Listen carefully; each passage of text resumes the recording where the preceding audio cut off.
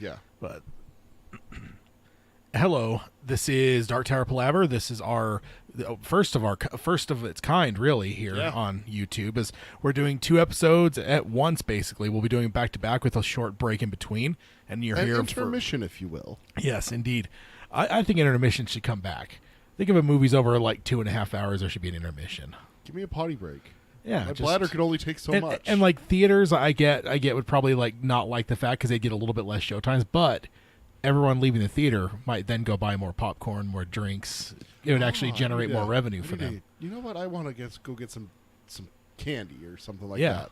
It seems like something that would be good. So yeah, we'll have a slight break in between, and then we will dive into the next episode pretty much immediately after, probably 10-15 minute break in between.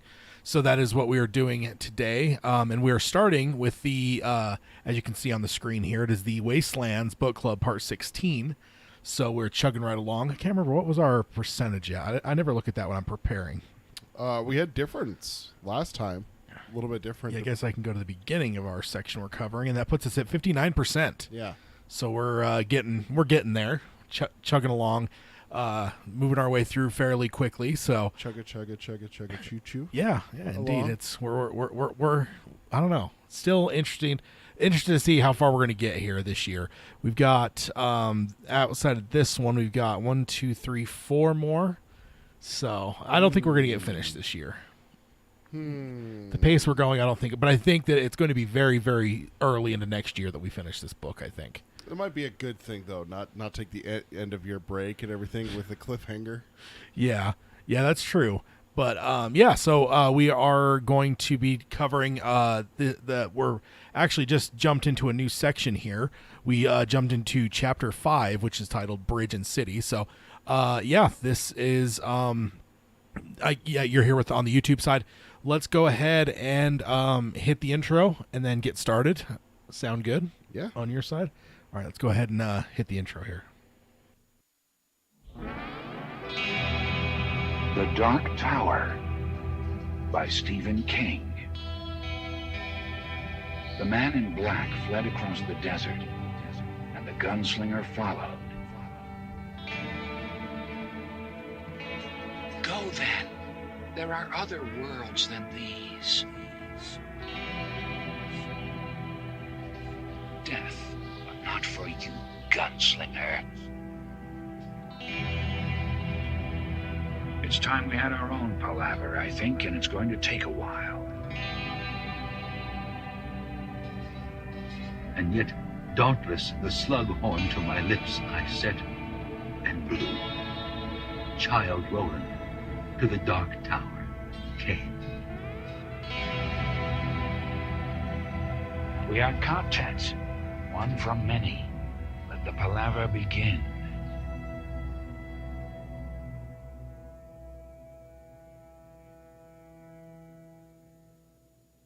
Hello and welcome to Dark Tower Palaver. This is our podcast covering Stephen King's magnum opus, The Dark Tower series. My name is Tad. And I'm Peter. And we're here for a book club for The Wastelands, Part 16.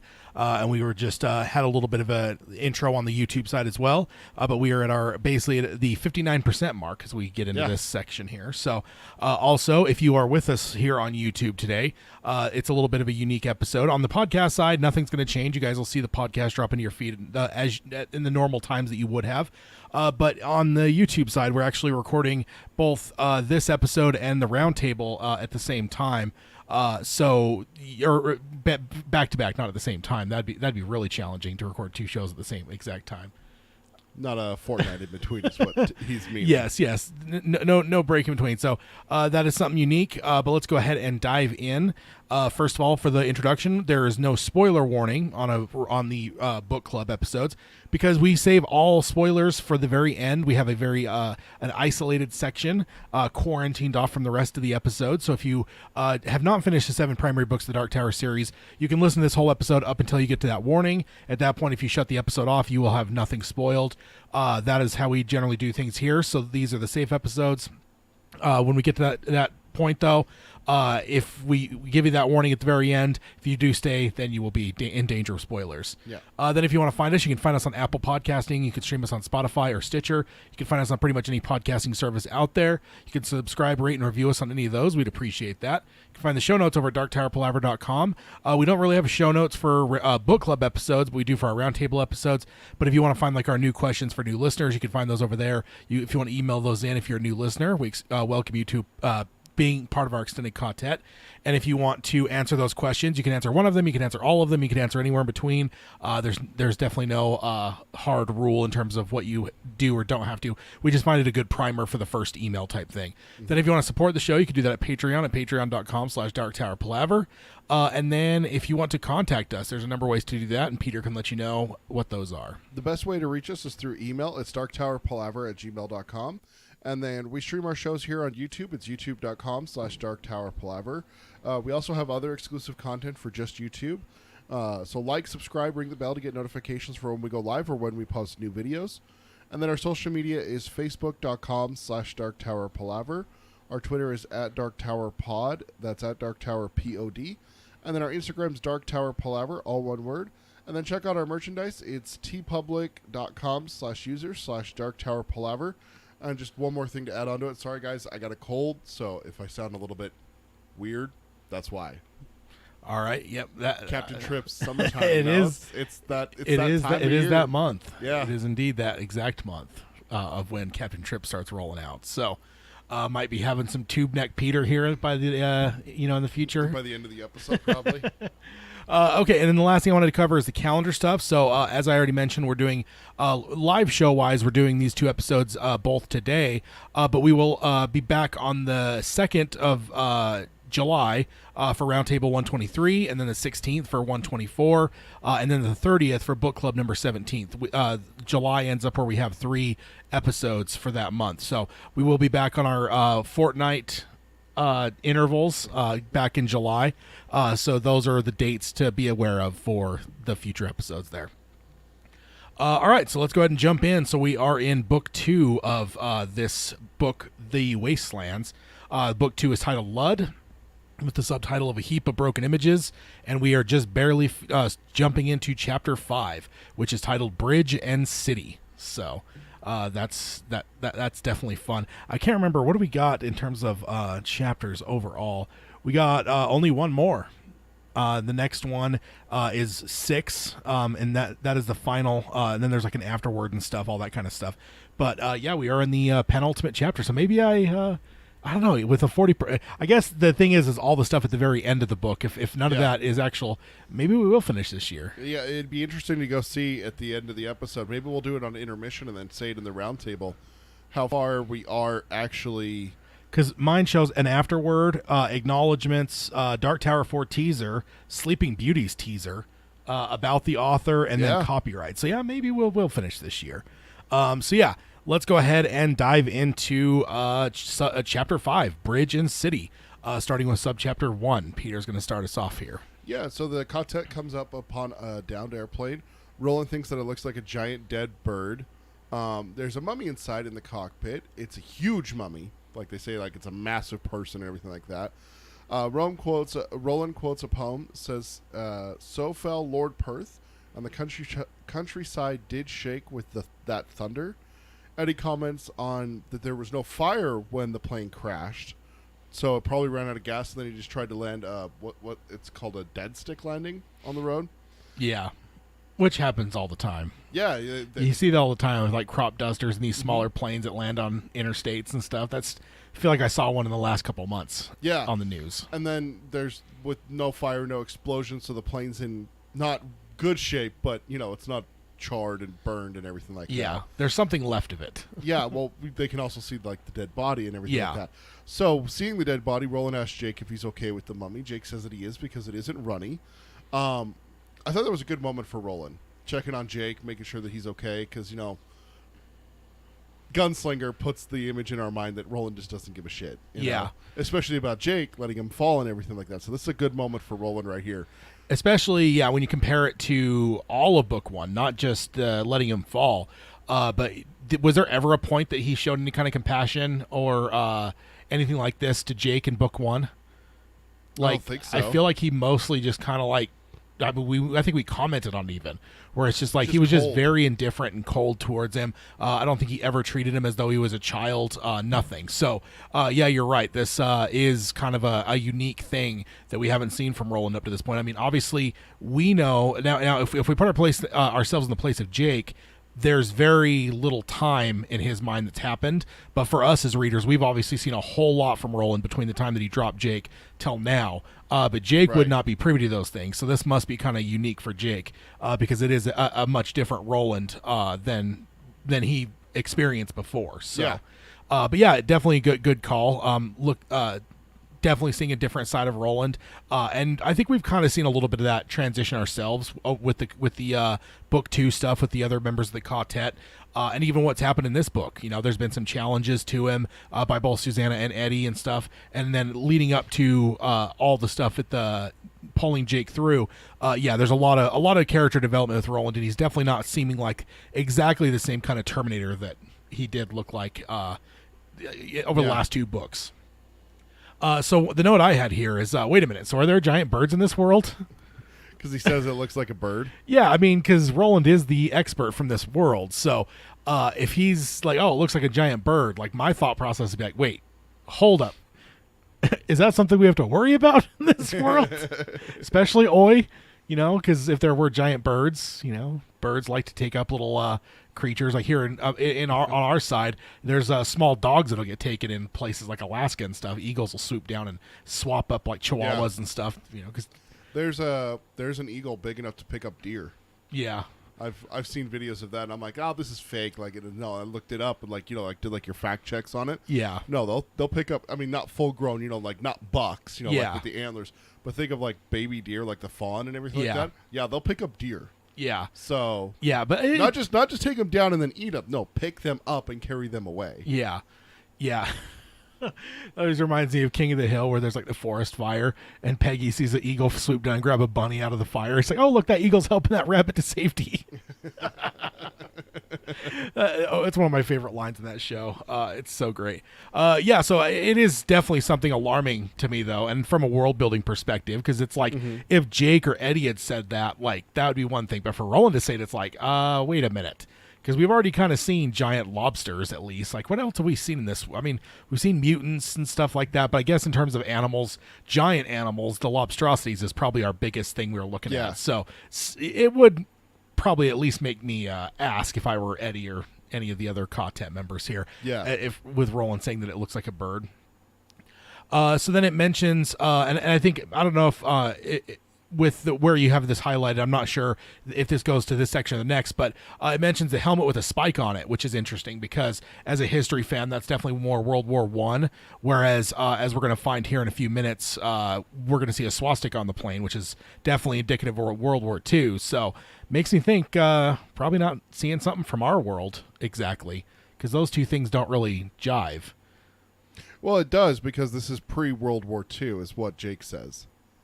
Well, yeah, but I mean, with the swastika, I mean, they weren't wearing spiked helmets anytime in like the 30s or 40s, so that wouldn't have It worked. doesn't necessarily have to be the helmet that came with the pilot, though. It doesn't say that it's a German helmet, Yeah, I it mean, it could just be, David Quick's, because that's who this is. That's Susanna says it is that that must be David Quick, the outlaw prince. Look at the size of him rolling. They must have had to grease him to get him into the cockpit. yeah. It could, big guy, spiked helmet. That just fits for me. I guess it could. I guess for me, I just think of like that traditional World War I German helmet with the spike Sure. on it. So, But hey, also at the same time, you show us that maybe the spiked helmet came through with someone else. If we got this one here, do we have something else that came through as well? yeah, that's true. That's true. It's an interesting conundrum because, like, we get there here in just a second. They talk about the Bermuda Triangle, yeah, and that we already know that there's doors between our world and their world. yeah. And when I say our world, I mean Jake, Susanna, Yeah, and Eddie's the, world. the world where New York City exists. Exactly, not Lud. It's New York City. It's New York City. Yeah, Yeah. and yeah, that kind of So, for me, that's where when I see the swastika and Jake says, like, "Hey, I know this. Like, I've studied those planes. Like, yeah, that's pre-World War II Focke-Wulf Yeah. aircraft. And I'm like, oh, okay. So what else has come across? Yeah. Also, let's be perfectly honest. Hitler was obsessed with like the occult and like treasures and stuff like that. Yeah. Maybe I mean we've all seen Raiders of the Lost Ark. Maybe they found their way across. Open some kind of doorway. Indeed. Yeah. And then the only other note I have on this section before we move on is Lord Perth appears to be Roland's version of Goliath. Although the way that Roland's telling this, doesn't it strike you that the story in his world is centered on Goliath rather than David? Yeah, Which, what does that say about their society? they focus on the big guy. Yeah, like the conqueror. Like it feels like it's more of a, I don't know. I just feel like it's very kind of a small little thing, and it's easy to just breeze by. I'm sure I breezed by it a number of times, but in doing this prep, I kind of locked onto that, and I was like, wait a minute. You know, just a small little thing like that, but it's a way for King to communicate to us like how much different Roland's culture is, like because you would have this large conquering person, and so for them they would latch onto that as their hero, whereas our world is way much more about the underdog and upsetting and Rocky. Rocky, yeah, exactly. And like here though, it's interesting because it sounds like the story's the same. The small person hit him with a sling and all that kind of stuff, but still to focus it on the bigger fella says something about Roland's culture and their society. And so I don't know, it's a small subtle bit of world building, but I do appreciate it quite a bit from Mr. King, and we're gonna get a lot of good world building in this This a lot episode. Yeah, going through the different sections and everything like that, I did notice that there was a lot of world building stuff here. And this one, I love this one because Jake is very insightful here for a boy. They talk about David Quick. We were just talking about that, and Jake says that he bet Roland that things in the city fell apart fast without him, and Roland says he think he'd win that bet. And again, this just foreshadows what we're already dreading. We have Eddie over here on one side, just a reminder from last time and the time before. Oh yeah, I guess that's true. We didn't recap last section of the book club because it was the very tail end of the chapter. That's probably why we didn't. But we should have. Good call. They left River Crossing. Eddie's got his hopes up. They have their little palaver on the side of the road. A lot of the lines from our intro is there. Did you play the intro? Yeah. Okay.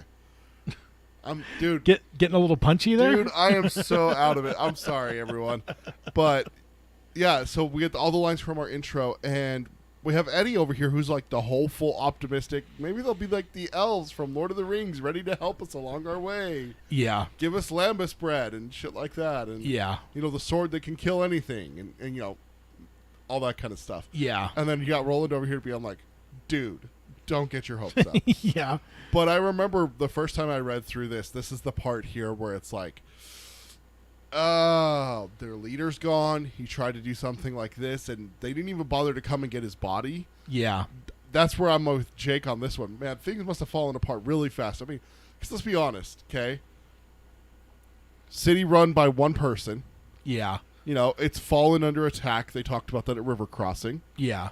It survived, but now there's a war inside. Yeah. And your leader flies off in an airplane, which Roland has no idea what it is. Yeah. So they don't know now what it is. Now he does. But historically he wouldn't have. But the people of Lud wouldn't know what it is. Yeah, no, certainly. I'm just saying because one of my favorite sections of the last book was Roland on the airplane. Like just his reactions to it and all is some of my favorite stuff. So, but yeah, I take your meaning, certainly. Yeah, and so to have him fall and no one goes to retrieve the body. No one goes to, oh no, our king has died. We need to go retrieve. I mean, when Alexander died, there was funerals and infighting and stuff like that, but they still, worshipped him and laid him to rest, everything like that. They were so focused on the city that no one even bothered to go see what happened. Yeah. Like, it kind of is telling, like, ruh-roh, Shaggy, kind of moment here for that. Yeah, it's definitely, I mean, I've given up hope I don't think I ever had the hope that Eddie had.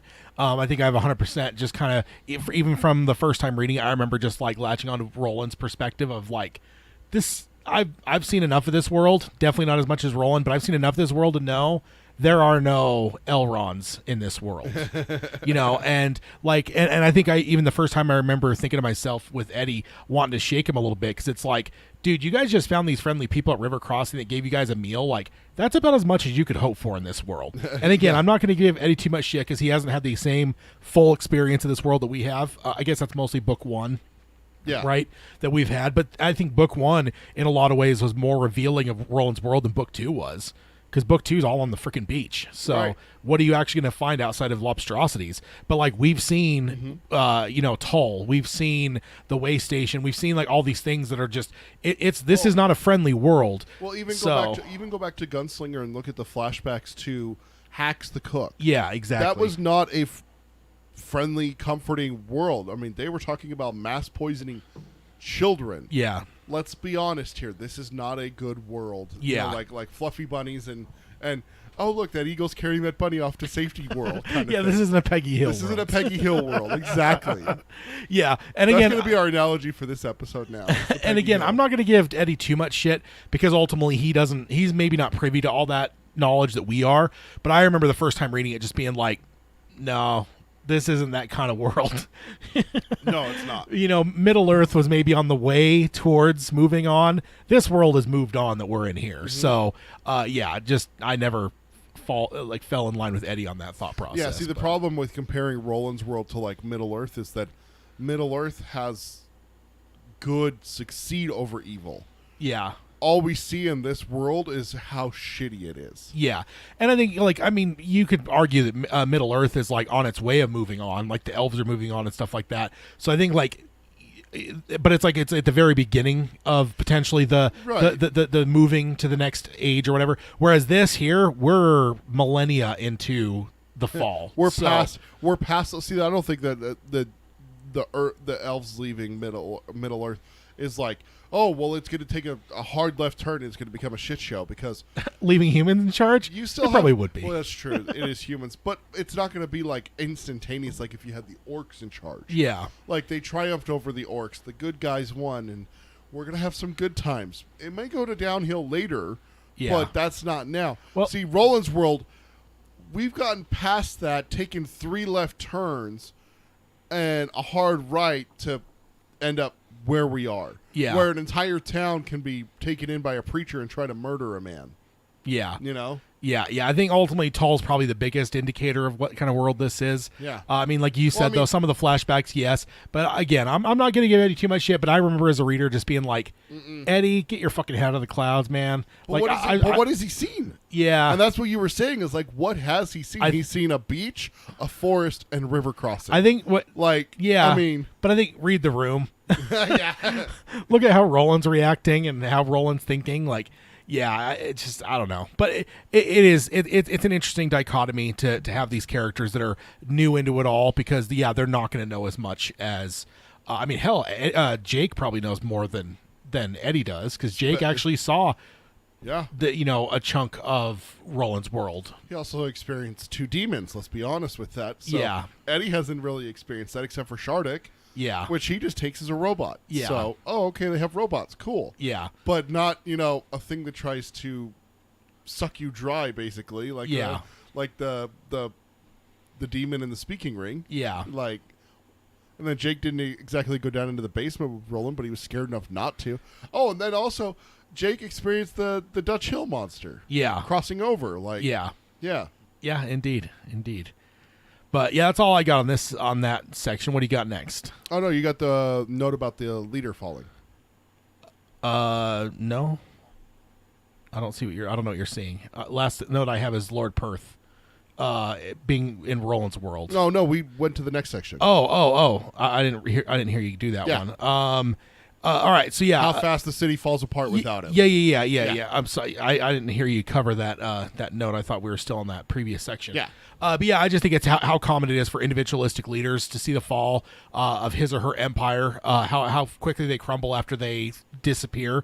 And that goes back as far as like Alexander the Great. He didn't have an heir of any kind. He didn't name a successor. So like once he died, like his empire like got split in multiple ways and stuff. So, and that dates back, 300 BCE. So you're talking a long time ago. And then you could just take that same thing and go on. How many times have we seen those kind of things? So, if that's what they're kind of conveying with David Quick, like, yeah, that follows as a history fan, that follows in our world too, that when you get those, monolithic things, like they're not going to last once that person's gone. Like it's going to fall apart. And that's what I was saying is like, it's just interesting that the the fall happened so fast that they didn't even bother to go retrieve their leader's body.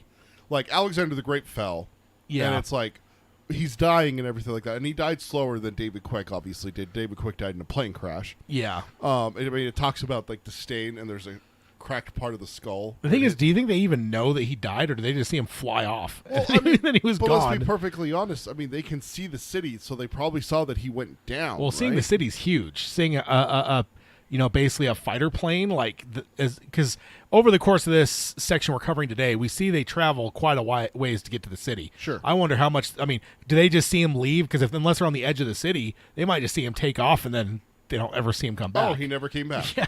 Like, could be one of those mysterious things. I guess so. So, I mean, I don't know, just a thought. I mean, yeah, if you're on the edge of the city, like, maybe they could see him go down, but I don't know. Some of them may have just saw him take off, which you mentioned earlier, in this world, that's not a normal thing. No. It's not like our world where it's like, oh yeah, Look at airplane. I flew 10 times this week, and it's like not a big deal. Yeah. So, all right, what do you got next? So this is where we already hinted at this before. Jake and Roland take a closer look at the plane. Jake says that he's sure it is a Vakken Wolf from just before World War II in the 30s. So World War II starts in 1939. This is before that, is what Jake says. And he talks about how planes disappear over the ocean, and even explains the Bermuda Triangle, which we mentioned before. We're going to go deeper into that. Jake gets a boost from Roland and removes a fist and thunderbolt symbol to reveal a swastika. So this is where I was going to talk about that, but you already alluded to it. The Nazis with the swastika came into power in 1933. Yeah. Correct me if I'm wrong. Sounds about right. Right around there, that's when Hitler became chancellor. Yeah. So if this plane is from our world and Arwen, this is a Vakken Wolf fighter that disappeared before the invasion of Poland in 1939. But then you were mentioning like the spike helmet, and is that a German helmet from World War One? Yeah. So that's where, okay, do we have a crossover somewhere in Germany then? Makes me wonder if there's going to be a fan fiction out there somewhere where it's the German door that a couple Germans have taken throughout the years to go. Also, how do you get a plane through a door? But unless the door is like a Bermuda Triangle type something. That's true. There could be a section of a forest in East Germany that if you fly over at just the right time of day, yeah, gone. But I just love this part. I wanted to highlight it, and we've already talked about it twice. But it's important to us because it is another link to our world. Yeah, I mean, like, there's not many symbols that are more recognizable than a swastika. Yeah, especially for Americans, Germans, Russians, English, who dealt with that. Yeah, all of Europe basically. So yeah.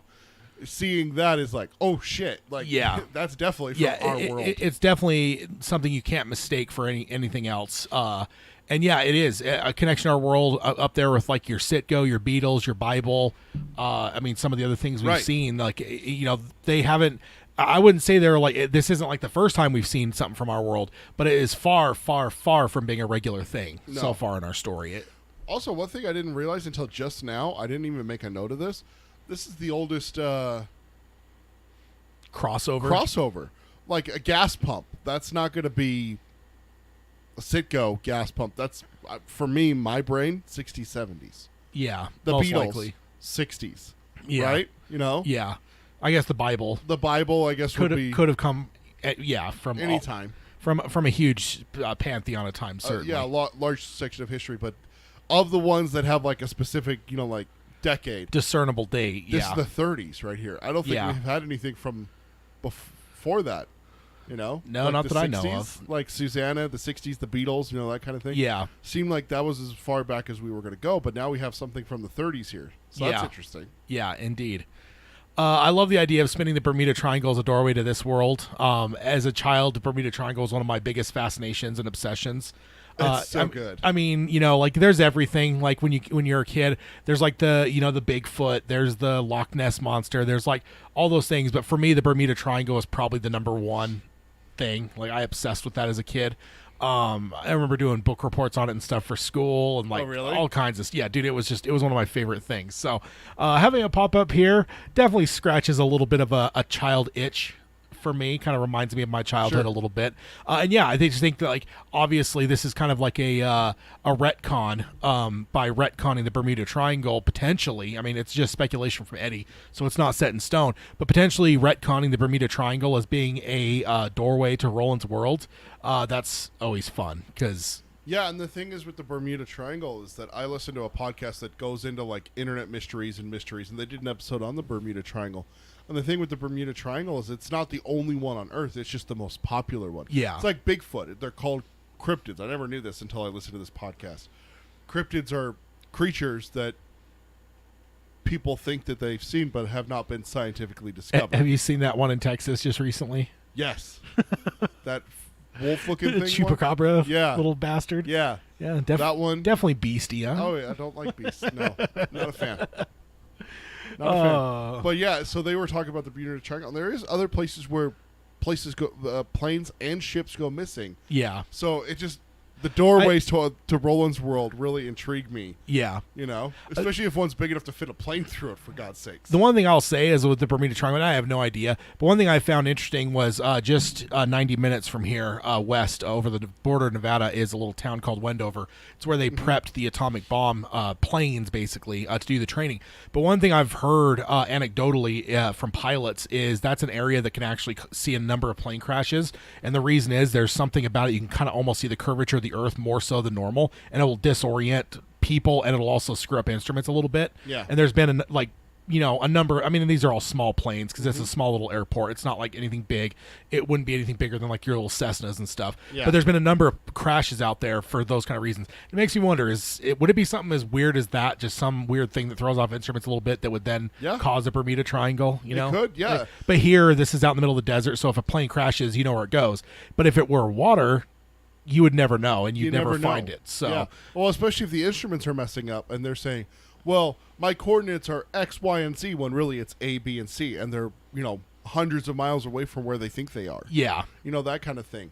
Yeah. But you're talking about one thing to add to what Tad was saying about I know there's a Wendover is that- tangent, but well, tangents are I know bread I'm- and butter. Yeah, yeah. But one of the things that Tad's talking about with the curvature of the Earth, the reason why that is because of the desert out there is actually very unique. You got the salt flats Yeah. out there which can disorient, and I've heard of that too. Yeah. It's called the Bonneville Salt Flats. Look them Yeah. up. They're gorgeous. They used They've used it in 100 movies. they used them in one of the Pirates of the Caribbean where Jack Sparrow's dead and he's on the white ground with the boat. That was filmed here in Utah. So and the world's fastest Indian with Anthony Hopkins, like that really took place out there. So they that's filmed where that out that's there. where that race and people go out there because it's so flat and so like uninhibited by anything. Yeah. No rocks, no shrubberies, no Yeah, you- grass or anything. Like I've heard of people even just getting Teslas and going out there and maxing out the speed and stuff. Yep. So, my last note on this section is I love Oi freaking out, either in excitement or fear, as Jake is boosted up to the airplane. I don't know why. It's just a small detail, but it just feels so real. Like, because Yeah. I don't know. Sometimes I think it's easy to forget Oi's there. So it's always interesting when King throws us something to remind us he's there. But I love this because it just is so much like an animal to kind of have like a response that's way above and beyond what's actually happening. Like Jake's just getting boosted up and Oi's like losing his mind a little bit. Sorry, there's a little Got a little gnat again. something flying around in here. I hate think that. It reminds me of what video game was it back in the day? Like Metal Gear Solid or no? Actually, it was GoldenEye, where guys would start swatting. I mean, they're terribly pixelated if you look at them in today's standards. Yeah. Like, they'd be standing there and they start like swatting around at flies and stuff. Yeah, it was GoldenEye. So yeah, that's just a fun little thing with Oi kind of freaking out. Kind of makes me laugh because what does he know? Yeah. All he knows is suddenly Jake is being moved away from him, and we know there's obviously a connection there with he and Jake. So let's jump on over to subchapter 2.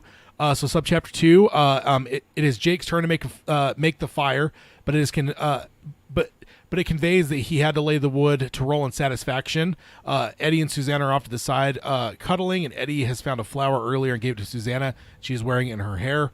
Roland is pleased to see the love between the two. Their love is growing deeper and stronger, and it will it will be needed, and it will need to be strong if it is to survive the coming journey, is basically the gist of what Roland thinks here.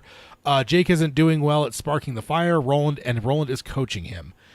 So just real quick, I love the fact that Jake, before even trying to start the fire, has to get the wood to Roland's satisfaction. I don't know why. There's just something about that. Like, it feels like military people, you hear, if they're career military, like the rest of their life, they make their bed, to regulation. Like, there's just certain things that are whatever. And just to see this, not only that Roland has this, but that Roland is forcing this, like, I don't know, like rigidity to his fire making to the people that are with him. Like, Eddie can't just make not that Eddie probably would have made a lot of fires in his lifetime being from New York, but like, let's just say, Eddie was from Utah and actually went out camping and stuff. I don't think that Roland probably would have forced him into his style of fire making, would be my guess. So still have to do it Roland's way. Yeah, I do appreciate that. And my first real note, because I didn't actually take that one down, but my other note here I have is this is exactly the kind of scene that I think of when I think of the Dark Tower series. It's not the only one, but this is exactly what I imagine. If you say Dark Tower, like everyone here around the campfire on this like journey, I don't know why, I just don't, I don't think of things like Tull. I don't think of things like, and I will if I think a little bit deeper. I won't, I don't think about the doors on the beach, none of that kind of stuff. Like, literally, this is the kind of scene that comes to mind for me. Even though it's pretty uneventful, this is what I think of. So I don't know. The quartet around a fire talking and whether it's talking, they're doing something, whatever. That's the kind of stuff I always think about when like first thing, like word association. When you say the Dark Tower series, like this, that's what comes to mind for me. I always think of a revolver. Yeah, like a 6-shooter, cowboy gun. Yeah. Yeah, I don't know why it is for this for me. So, yeah, I don't know. What do you got here? So this is the first time that I was like convinced that Roland didn't care that Susanna and Jake, not Susanna and Jake, Susanna and Eddie were together. Like, part of me through the start of book 3 made me kind of wonder if he was going to be like, no, this is going to cause trouble, this is going to cause drama, and I don't want to cloud your judgment. This is the first time where I'm like, oh, okay, Roland doesn't mind this. Oh, okay. Like, it never was actually clear on that, like, because me and you have talked about it before. Yeah. Where he was definitely, because, like, he left her the gun, right? Yeah. Because of his feelings. So, yeah, there definitely was some pushback on Roland's side because of things like that. It's funny because you interpreted that because I never did. Like, you mentioned this, like, it makes total sense, but, like, until this moment, I've never even considered the fact that Roland may not have wanted them together. Yeah, no, I've never considered that until just now. Yeah. So it's funny how we come at it differently. No, that's one of the reasons why we love doing the book clubs, is for revelations like this, is that we wouldn't get this if we did this on a grand overview. This would have been a passing sentence, and then they traveled to Lud. They talked along the way. Yeah, that would have been it. But that's why we're getting down here in the weeds with the book club, is because it does give us these insights and stuff like that to it. Where, did Roland want Susanna and Jake? I mean, God damn it, Susanna and Eddie to fall in love? Did he care? Does it bother him? Is it going to mess up his plans and stuff like that? Because we got to be honest. Like, right here, we're still very, very trepidatious about Roland after everything that happened in book 1. How he treated Eddie in book 2, for me anyways. Yeah. Not understanding where Eddie's coming from, being mad at him that he left the gun. You just brought that up. But to get this moment here with Roland is such a relief for me. Being, oh God, is he gonna kill these people? Like, I love these characters. Is he gonna hurt them? Is he gonna do what he did to Jake? That kind of thing. Yeah. So this was a big moment for me, especially the first time through. To catch that he's happy that they're together, and they need to be together because they need that love to get them through what's coming. So that leads into your note about what's coming. Yeah. So some ominous words from King. A good way to hint to us readers that though we have been through a lot, this isn't going to be an easy story. Even though he even though he probably is, Stephen King probably doesn't even really know what that means.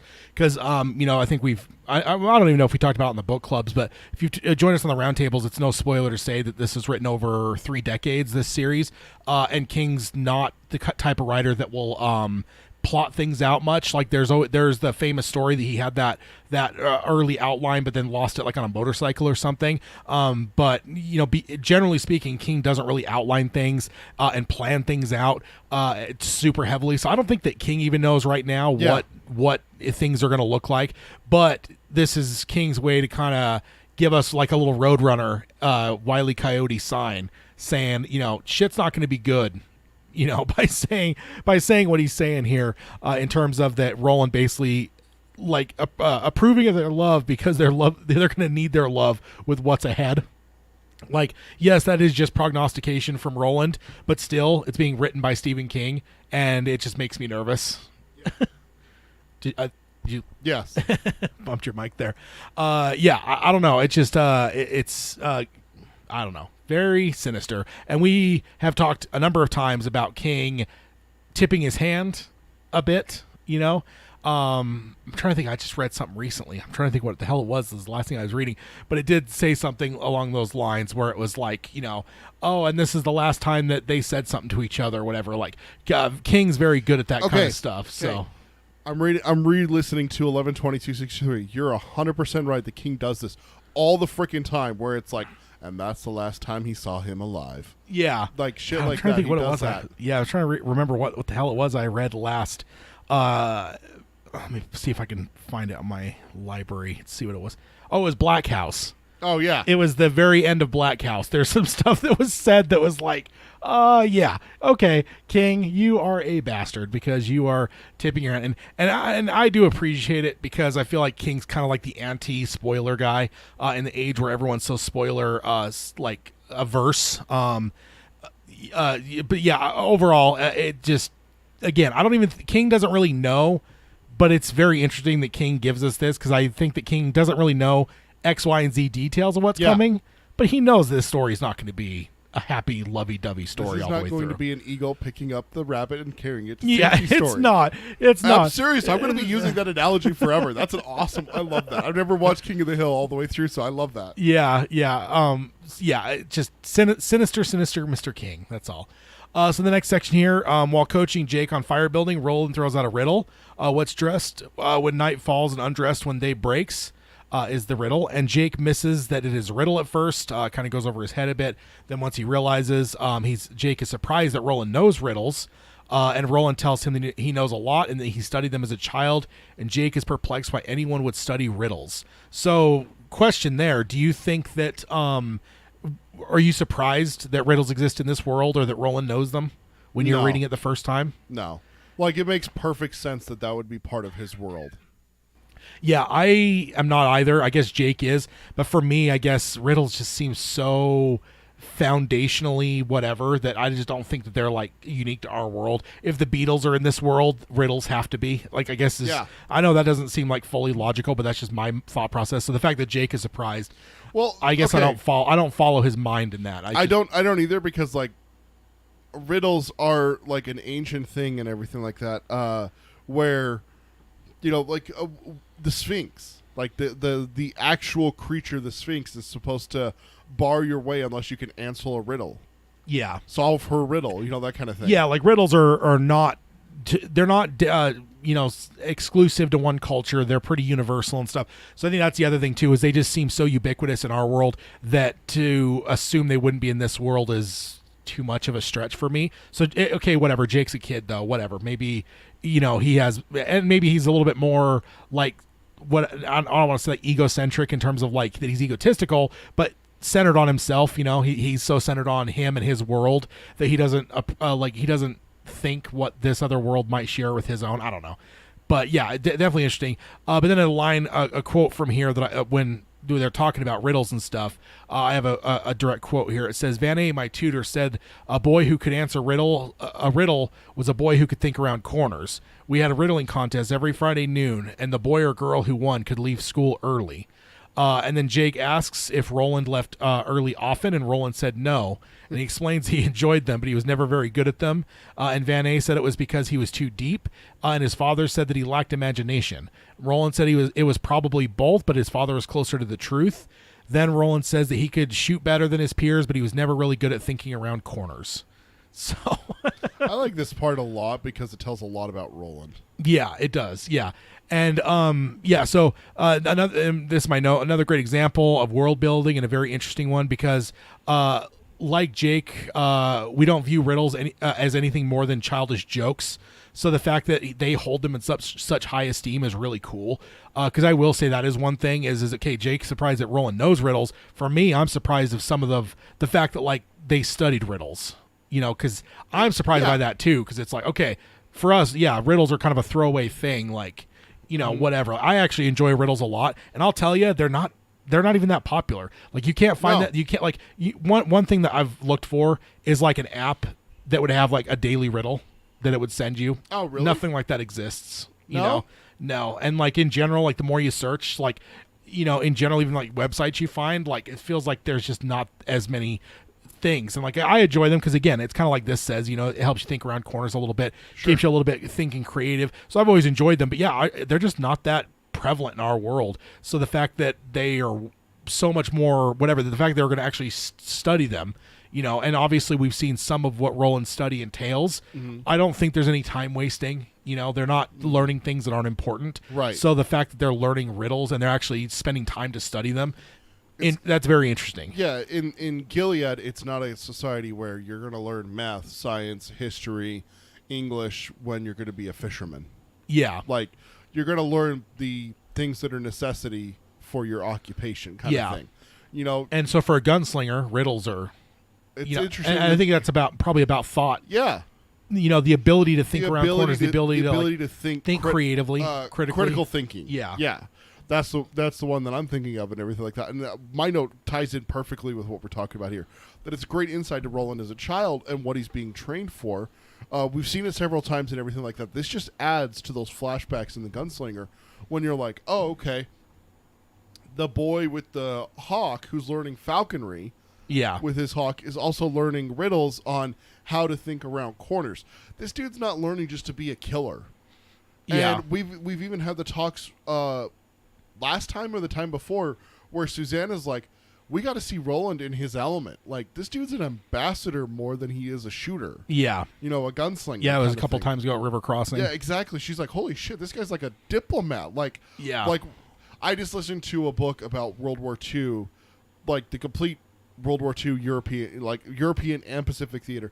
And I'm hearing these things about like Germany sent word to the English ambassador that they had declared war and he was given time to collect his things and get the fuck out of the country and shit like that. Like that's what Roland more so is than Billy the Kid. Yeah. And that's where this, I think... Which is an evolution of the character. Exactly. In a lot of ways for us as readers. Because, I think that he's been the gunslinger. And for us to perceive Gunslinger as anything more than Billy the Kid, Wyatt Earp on the frontier, that's not really in our general wheelhouse. So King is kind of evolving the character here a bit. And it's super fascinating. Because it's like, oh wow, there's more to this. I guess King kind of conveyed to us that Gunslinger is also kind of a knight, and maybe that falls under knight. But I don't think we're as familiar, generally speaking, with knights as we are with gunslingers in our culture. So because knights were ones that would settle disputes. You would have a knight over an area of land under a king. Yeah. So a king owns a country, and in this section, it's Knight Sir Tad. And then when the peasants under that knight had a dispute. Hey, he's picking my tomatoes. No, you're planting tomatoes on my property. You go to the knight, and the knight settles the dispute. Yeah. That kind of thing. Like the what's the one in the Bible where it's okay, you both claim to be the mother, let's cut it in half. And I think that's a king that does that. Yeah. But it's kind of like that. Yeah. Where it's like, hey, you got a dispute, you don't take it before. And like Game of Thrones does that too. Because when Sean Bean's character is covering the throne, there are people bringing disputes to him. Right, exactly, and that's not a king doing it; it's a knight. But he was in the king's place. He was a placeholder, exactly. Because it was the one character, the Mountain, was killing people, and he puts out the death warrant on him. Because all these people keep coming saying he's like slaughtering our people and stuff. So I guess it is kind of more in that realm. Mm-hmm. And I just think it's cool for King because he's adding that all in here, as well as I think he's also adding more. I don't think it's just Knight and just Gunslinger. I think that King is really building this to be its own. Well, because we also have the thing that Susanna said last time that I already brought up is that diplomat. Yeah. Well, you don't think of a knight as necessarily like a diplomat. If you're going to send an emissary to the King of France from England, you're not going to send a knight. Yeah. A knight comes across as like, whoa, Militaristic. You're coming at me with a knight? Yeah. No, you're going to send an emissary, an ambassador, a diplomat. Yeah. Kind of thing. Roland's all of those things. Yeah. That's what, and like you said, I love what you said. It was a perfect way of summarizing. It's the evolution of the character. As King took what we had in Gunslinger and Drawing of the Three, and we're seeing a new layer being added to it. Like, oh shit, he's not just a guy with a gun. Yeah. Yeah, exactly. Definitely. Love that. Also, we're seeing King expand upon the line from Martin and the Gabriella scene where she asks him about his studies, and it says that she knew that he was not flashingly intelligent like Cuthbert or quick like Jamie, but a plotter and a bludgeoner. I actually had to look that up because I thought that we had already at least established a little bit of this, so I found that line, and it was actually in the scene when Martin calls Roland into the room. Yeah, where he sees the love bites. Yeah, and they're both naked and stuff, and she asked about his studies. So I found that because I feel like this is the next evolution of that. To basically for him to say I wasn't good at thinking around corners. So yeah, it's just another build on kind of giving us more reinforcement for what Roland is and isn't necessarily when it comes to his abilities. This is kind of in the same vein. It's all interesting ways of learning more about Roland. Is the tail of my note there? Yeah. Also, isn't it interesting that Roland knows both what Van Ney and his father thought about his mental sharpness? In our world, I think if a conversation like this were happening, where like a teacher's like, your kid's kind of stupid. Like the kid's not going to be present.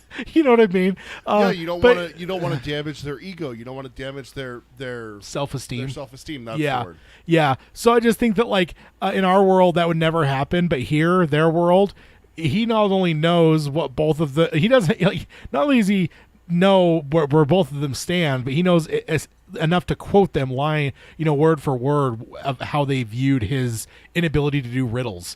And I just think that's I don't know, funny. I guess it works, with what we've seen of how this world was treating the kids, especially these kids that were being trained as gunslingers and stuff. Yeah. Because we're not hearing this as like a third person, whatever. No, Roland knows this, and he's telling them like, yeah, this is what they said about me, and like he would have been a kid at the time. So I just find that fascinating. For me, what this is what a soldier is when they're in boot camp. If they mess up, that drill sergeant's in their face going to tell them exactly how they messed up. Yeah.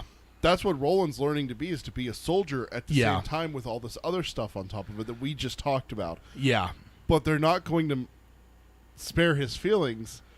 They're going to make sure that he knows, hey, you messed up. And when you mess up in this line of work, people die. Yeah.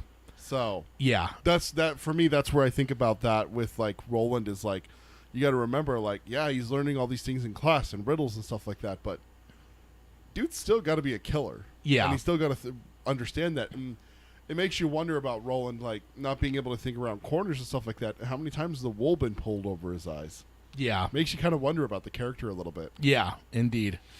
So then next here says Susanna is ever watchful of the gunslinger. She observes how Roland dealt with the people of River Crossing and thinks that he is underestimating himself, but keeps it to herself. I love this. It's just a single sentence, but it reminds us of just how keen Susanna is. Definitely part of her personality taken from Detta, because I think Odetta seemed always seemed to me to be one that overlooked things, but Detta was one that nothing got by.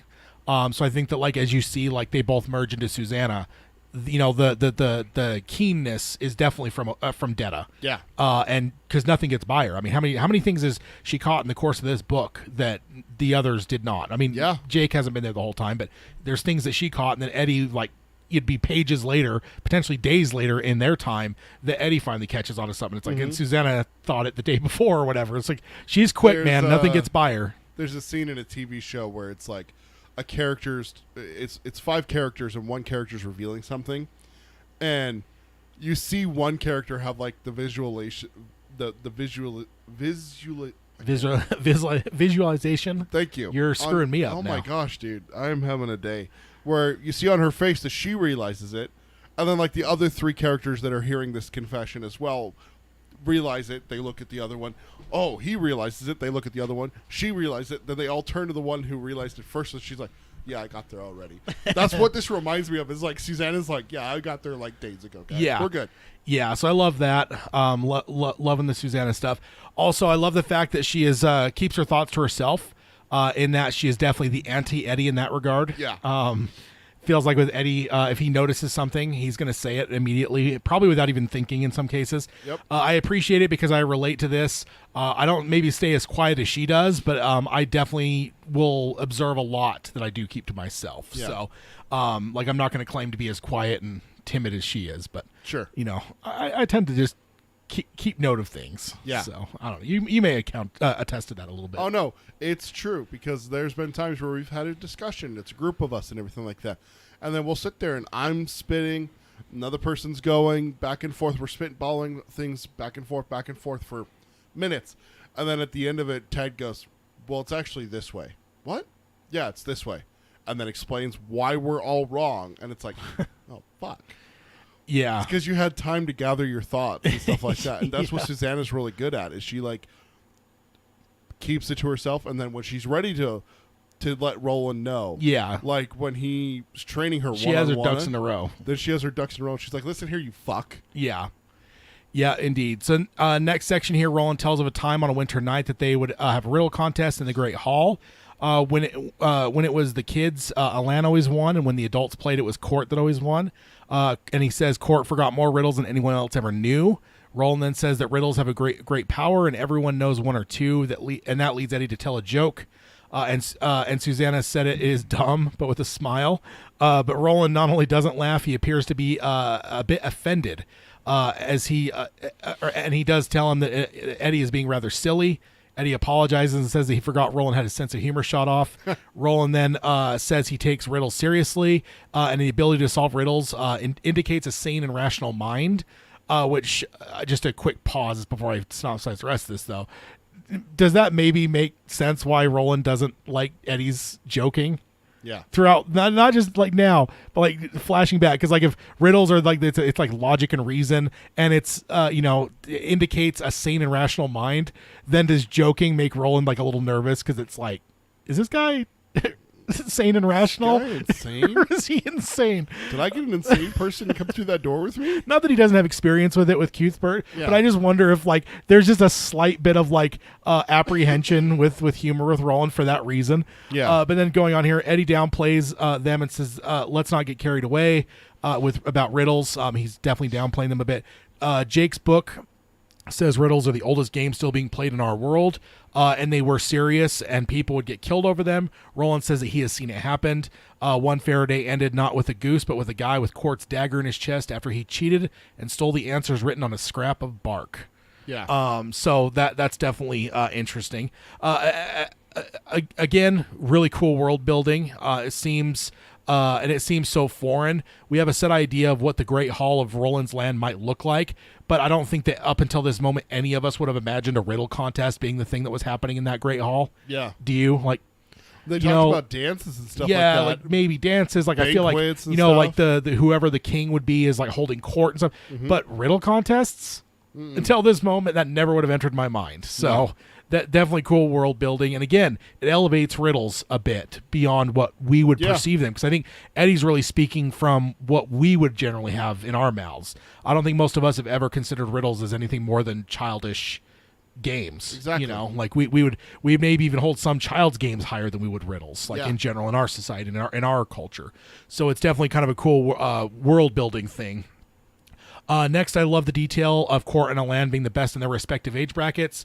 I feel like Alan is by far the most unknown to us. We have seen we have a much better idea of who Cuthbert is than Alan. Like Right. we've heard him mentioned. We've maybe been a few small things. I remember he didn't want to go to the hanging. Mm-hmm. He didn't want to go. He wasn't there when Hax was uncovered because he didn't want to be out late or something. Like it just feels like he's kind of more of the timid, doesn't want to break the rules. Where Cuthbert and Roland are a little bit more rabble rousers. Yeah. And I feel like, we almost know Alan more for his absence than anything. So the fact for King to kind of give this crown to him is kind of a cool thing. It gives us a little bit for Alan versus Cuthbert. Yeah, and I had a note here about Court winning the riddle contest for adults, not Van A, who's the one who teaches them about riddles.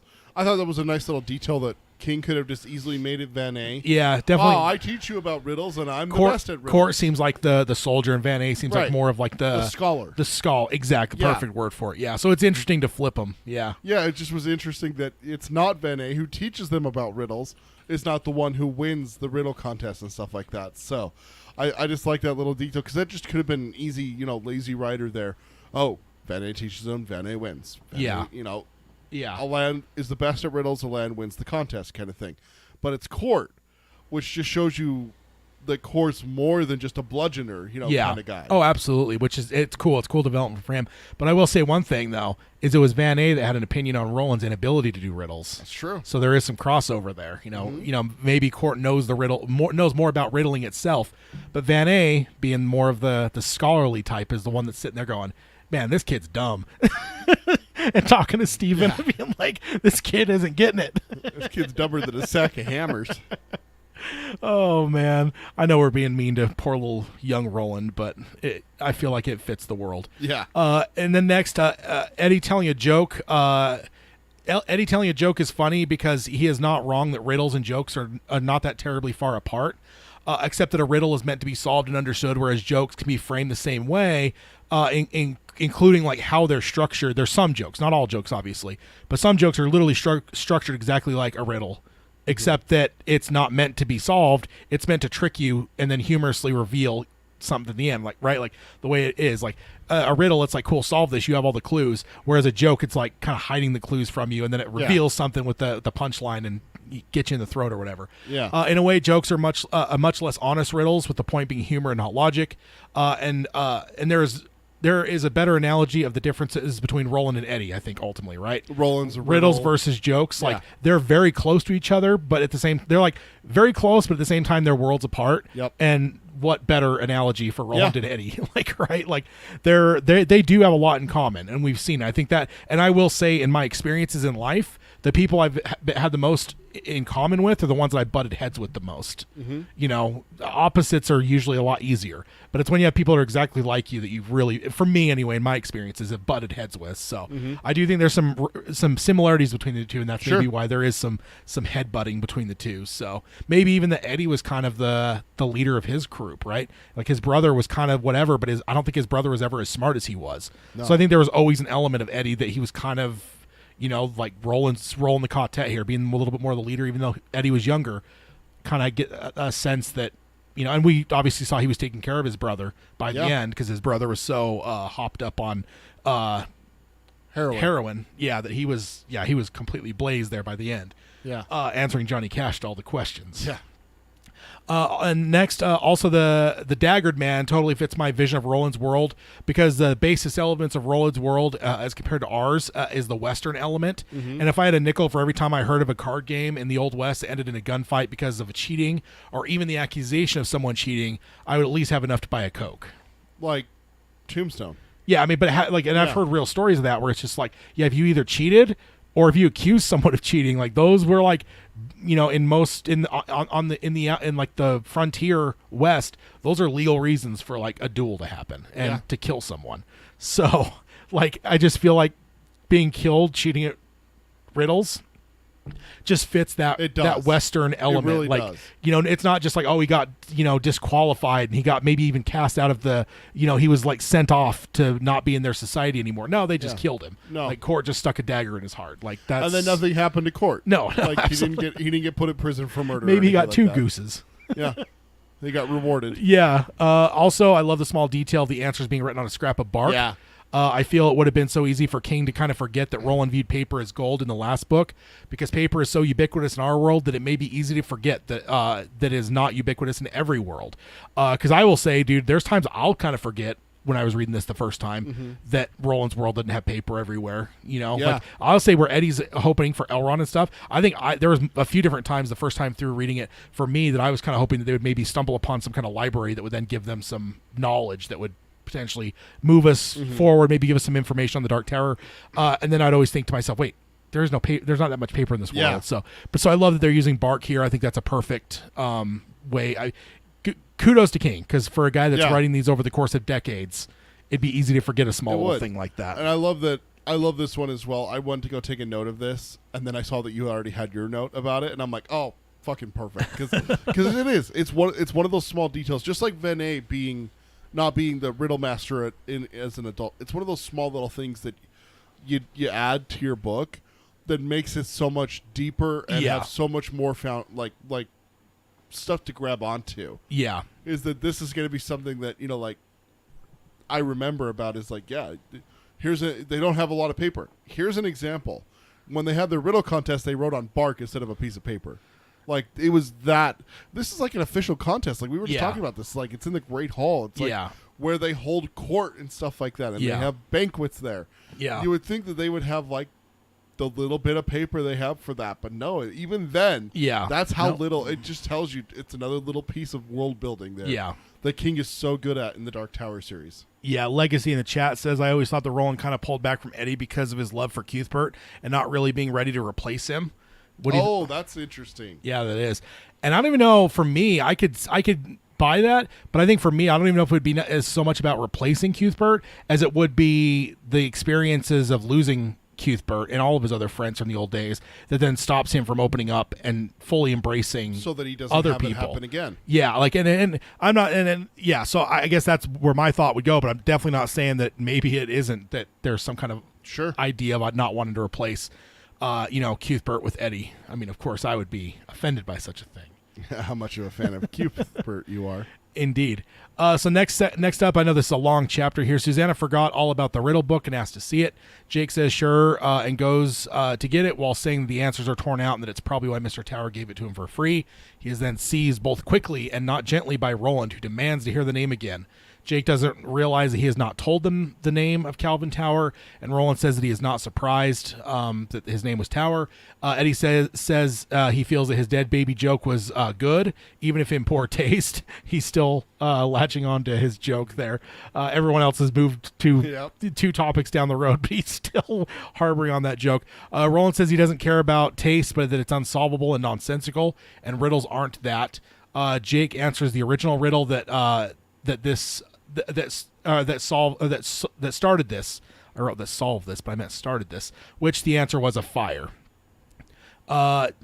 Which is, of course, this all started because Roland threw out that riddle. The answer was a fire. It is a strange thing that Roland finds significance, and I find it strange the things that Roland finds significant as well as the things that he's bored by, because I feel like over the course of this, there's been times that he's freaked out, like this, the name Tower, and then he saw the Leaning Tower, but there's other things that I feel would be interesting and our quartet finds interesting, but Roland completely ignores almost because he's so bored by him. I think so. It's just weird. It's weird the stuff. Jake's watch. Yeah, Jake's watch running backwards and having like weird numbers, everything that he shows it to Roland, thinking that he would find it interesting, and Roland's just like, all right. Yeah, it's just weird the things that he finds, because again, Tower obviously is a trigger for Roland there, because twice now we've seen him kind of lose his mind over something coincidentally being having the word Tower in it. But I just do find it interesting because there's been other things that Eddie, Susanna, and Jake have all found interesting and potentially important to their journey, and Roland's just kind of like almost ignored them. So kind of interesting. Yeah. Roland pointing out why he hates jokes makes me wonder, would he like other jokes? So like the dead baby joke is a joke that is structured like a riddle, but if there was like a story-like joke or a knock-knock joke that didn't simulate the question and answer nature of a riddle, do you think he'd be more receptive to them? See, that's what I don't know. That's an interesting question because I wonder if he is so averse to them, because generally Eddie's telling jokes that are very riddle-like. Yeah. But if Eddie were to tell like a full-on like story joke, like so this guy went into a bar one time. And like the bartender. I think Roland might actually dig those. I because they're not. He wouldn't. Yeah. There wouldn't be that like. Try and solve it. Yeah, exactly. Because I think there's an element of because it is close to a riddle, and he obviously holds riddles very important. That he's going to hate those no matter what, because whatever. But it just makes me wonder: would Roland like a story joke, or like teach him the structure of a knock knock joke, and then would he enjoy like I don't know? I just feel like there's some jokes that maybe Roland would dig. You just got to make sure they don't look like riddles on their surface. Yeah. And that's where, for my note is kind of in the same vein, is that I never really thought of riddles and jokes as being in the same ballpark. Like you mentioned earlier, that they're close together, but they're worlds apart. Yeah. because for me, when someone says a joke, I think of two things. I think of knock-knock jokes because those are the oldest jokes that I can remember. Yeah. You know, interrupting cow and whatnot. But also for me, story jokes. Yeah. That's my jokes. I don't think of like the Moby Snot, you know. Yeah. I don't think of that as a joke, you know. Yeah. I think of that as a, like Roland says, kind of a silly riddle kind of thing. Yeah. But the story, you know, like three guys walk into a bar, the fourth one ducks. Yeah. You know, that's a joke to me. Yeah. It's not meant to be solved. It's meant for you to listen, hear the punchline, and laugh. Yeah. So that's interesting that I didn't even read your note before this when I put my note right there saying that I don't think of them in the same ballpark. But yeah, you're right. I think Roland would probably dig some story jokes. Yeah. Yeah. Eddie just needs to come up with some different styles of jokes, and maybe. Oh, you better believe he has a million jokes. Oh, I know. So. Yeah, certainly. So next, Roland tells Jake that he is right, and because Jake gave the answer, and smiles at him, but is watching Susanna thumb through the riddle book, and he thinks that she alone might sense that the riddle book is as important as Charlie the Choo Choo, or maybe more important. He then looks at Eddie and gets irritated again, and thinks another way that he resembles Cuthbert is that Roland sometimes feels like shaking him until his nose bleeds and his teeth fall out. Then he hears Court in his mind telling him to be soft, and Roland immediately pushes his emotions away and thinks that Eddie couldn't help his nature, and there was more to Eddie than being silly. He remembers Eddie accusing him of using them, and that it was close enough to the truth to shame him. So, just a cool little section here. I love that Roland reads more importance into the riddle book because of the perspective that Susanna seems to find some importance in it. Mm-hmm. You know, like he's not, I don't know, there's just some element of teamwork there. Like, she's paying really close attention to this. I better pay attention. Yeah, so suddenly then it becomes more important to him. Like I do appreciate that a lot. I also love how honest King makes Roland's internal thoughts here. He immediately gets mad just by looking at Eddie. And I feel like a lesser author would not have allowed that momentary feeling and would have just skipped straight to the, it's in his nature bit. I think a lesser author would have just jumped to that immediately. But to like allow Roland's mind to immediately get angry just because of looking at him, and I think we've all been there in some way. Looking at someone just pisses you off. Yeah, exactly. Like it happens. So it's very relatable, especially like a coworker. You know, a coworker's done some dumb shit or something like that. And you're just like, you fucker. Yeah, yeah. So I do appreciate that, and like I said, because I do think a lesser author would have immediately just went straight to, he can't help his nature. So I just love that King gives us the the anger and roll. It makes me laugh just thinking about it because it's just so real. What do you got? Yeah, so along those same lines, King being a great author, I got one here where we see an evolution of Roland again through a one sentence. It says, soft gunslinger, soft, in Court's voice, not quite laughing. This is a lot farther along for Roland than where Court's just barking at him. So, Maggot, get on your feet. Maggot, do this. Maggot, don't think that way. That kind of thing. Yeah. Now this is a, hey, dude, calm down. Yeah. Hey, easy. And he immediately does. And he does. He listens to the voice and everything like that. Whereas he still listened to the voice when Court was, Maggot, get on your feet. I can't remember the exact context of it where it's like he's yelling, Court's yelling at him in his head, kind of thing. And I think is it book 2 when he's on the beach that he hears Court's voice yelling at him, like angry at him, like calling him maggot. It's the door 1. Door 1. And he's like, what did you see? That's not all you saw. Right. And he's like harsh with him. Yeah. Here we are less than a book, a book later, and we're seeing it, hey, easy, buddy. Calm down. Yeah. Like friend versus like drill sergeant kind of thing, like comrade kind of thing. Yeah. So I do think that's interesting to see that in that one sentence. If you actually looked at it, you're like, oh, that's not how he's heard Court's voice before. Like, it's changed in Roland's mind. So does that mean that since Roland's the one producing that voice, does that mean that he's changed? Or is this Court's character that's changed? Yeah. Yeah. I think it's like what's needed, right? Like Court's going to have different voices for different times. When Roland is kind of needs to be slapped, where it's like, hey, dude, you saw more than what you're remembering right now. There was more to what you saw. Versus now, where it's just like easy, like almost like you do to a horse, right? No, yeah. A horse that's kind of like getting bothered. Like It just seems like every time before this, it's a slap upside the back of the head Yeah. from Cord. This time it's a hand on the shoulder. Hey, calm down, bud. yeah, like teacher to teacher type thing. Exactly. Yeah. Not teacher to pupil. Yeah, indeed. I also love that King gives us a little bit insight that to give us Roland's side of Eddie's accusation. King is in that if we had any doubts that Eddie was right with that accusation, because we didn't really get Roland's side of it on that on that exchange when it happened. So King giving us Roland's reaction here kind of lets us know like he wasn't far off. Next up, unaware of Roland's thoughts, Eddie makes another joke, and Jake knows it. It's Moby Snot, and Roland is not amused, and Eddie tries to explain by saying that jokes are supposed to make you think around corners as well, and then gives up saying Roland would not understand in a million years. Eddie then asks if they can eat before diving into the book, and Roland agrees, and Jake works finally pays off as the fire catches. Jake is proud of both starting the fire and solving Roland's riddle. I do enjoy a good joke, but I will definitely say I felt more on Roland's side here, especially with the second joke. You do not. it's- I will say that's- you do not like stupid jokes. One of the worst ones is at the end of the year. If I'm like, I'll see you next year, he looks daggers at me. Yeah. Every time he hates those kind of stupid jokes. Yeah, and Moby Snot, that's terrible. That's horrible. I do appreciate Eddie trying to explain. It at least touches on what I was saying about riddles earlier, and that riddle format jokes can be very similar beyond the logic, because jokes often have a logic to them as well. They just aren't meant to be solved. Kind of like getting into more absurdist joke, which I'm a huge fan of, or even like anti-jokes. Like one of my favorite absurdist jokes, my clever friend said that onions are the only foods that can make you cry, so I threw a coconut at his face. Yeah.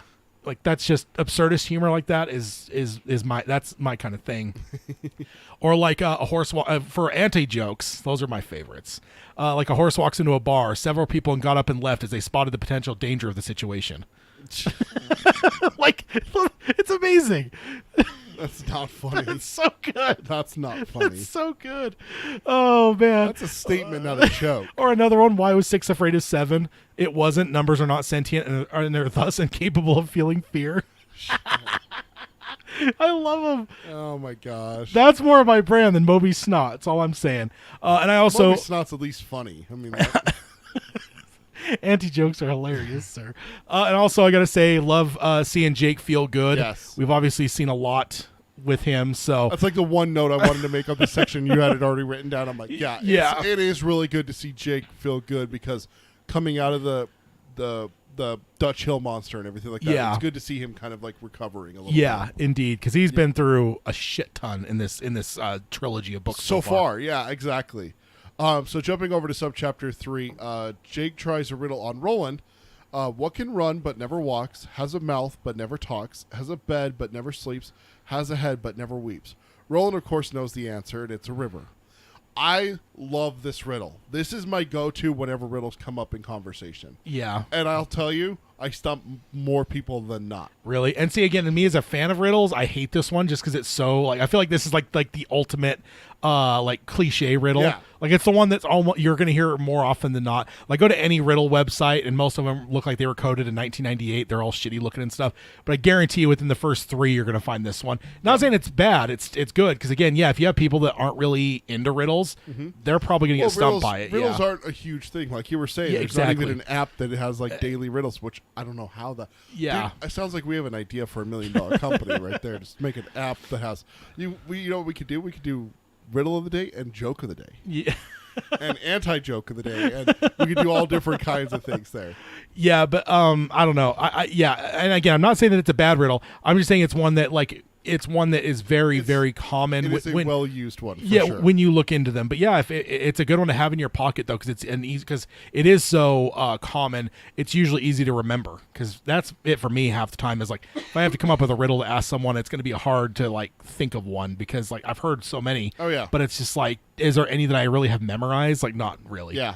I love that Roland instantly asks if this is a foolish one. I guess that Jake having the answer to Moby Snot gets Jake guilt by association with Roland because he kind of treats Jake like Eddie there for a second. Yeah. Eddie said, or when Jake says he's got one, Roland like cuts him off immediately. Like, is it a silly one? Yeah. You know, and I'm just like, is it because he was laughing at Moby Snot that Roland's just like, I'm watching you, kid. I'm on to you. I also love that Jake is kind of disappointed to not stump Roland with his first riddle. Delusions of grandeur, I suppose. Yeah, after Roland tells him that, like the riddle contest is leaving early and everything like that, he still thinks that he's going to get him with his first riddle. Hey, Yeah. keep trying, kid. Yeah, You're going to have to exactly. get up a lot earlier than that if you're going to get one over on Roland. Yeah, exactly. What do you So- got next? Yeah, so Roland tells how he was nothing riddles at all, but a land collector riddles the way a lady collects fans. I thought that was kind of interesting. Collects fans. Roland then, Like Katana. yeah, Mortal Kombat reference for Tad. Roland then tries them with this riddle: what lies in bed and stands in bed? First white, then red. The plumper it gets, the better the old woman likes it. Eddie, of course, thinks it's dirty and laughs. Says that he likes it and everything. Susanna figures it out, and the answer is a strawberry. Roland says the answer that he's always heard is wenberry, but he says that he's sure that they're the same thing. Yeah. Again, just more world building Yeah. here while giving us riddles and stuff like that. I love that. And of course, Eddie being immature. Yeah, You know? exactly. Oh, it's I will, naughty. I will say that went over my head. I actually got the real answer, and then when Eddie's last one, what the fuck is he talking about? And then I read it again, like, oh, I see. Oh. So Oh. I had to bring myself down to his level, apparently. This is one of the instances where Susanna is sharp and everyone can see it. I never figured out this riddle. And she's the only one in the content that does get it. Yeah. For So- me, for some reason, it's the plumper it gets, the better the old woman likes it. That's the thing that got me for some reason. When I got that, and then immediately when I saw the red, I'm like, it's a strawberry. And then I usually get the answer, then I kind of play it through the rest of it, and it makes Make sense. sure But it like, works with for the some rest of reason, it. it's the plumper and the old woman. Because if you're growing something, you're going to get happier the bigger it gets. So I don't know why. That's kind of how my brain. The part that threw interpreted me it. off was the what lies in bed and stands in bed. That one got me. Like Yeah. for a strawberry, like I don't in the under- flower bed. Yeah, It's down, and then it's going to come up onto the. Well, thing as lies it it, grows. yeah, but when it stands, that's the part that I didn't get it. Is it because it's on the vine? Yeah, because then it's on. I've never picked Yeah. strawberry, so that's maybe Yeah. that's my problem. Is that Yeah. I've never seen a strawberry on a plant to know that. Yeah. I love that Eddie keeps joking here, and they all ignore him. That cracks me up more than his jokes. Is when he just gets flat out ignored. Yeah, all of them are just ignoring him. Yeah, it just that cracks me up. I kind of felt bad for the guy. You know? Eddie said that he will take this seriously, and he said that a couple times now. So we'll see if he actually holds to it. He grabs Roll-a-Dee-Dum and tries rolling with this one. When is a door not a door? And I love this one too because for me, I always thought this was a joke. Yeah, I've told this as jokes before. With, Yeah. with like kids and stuff like that. yeah.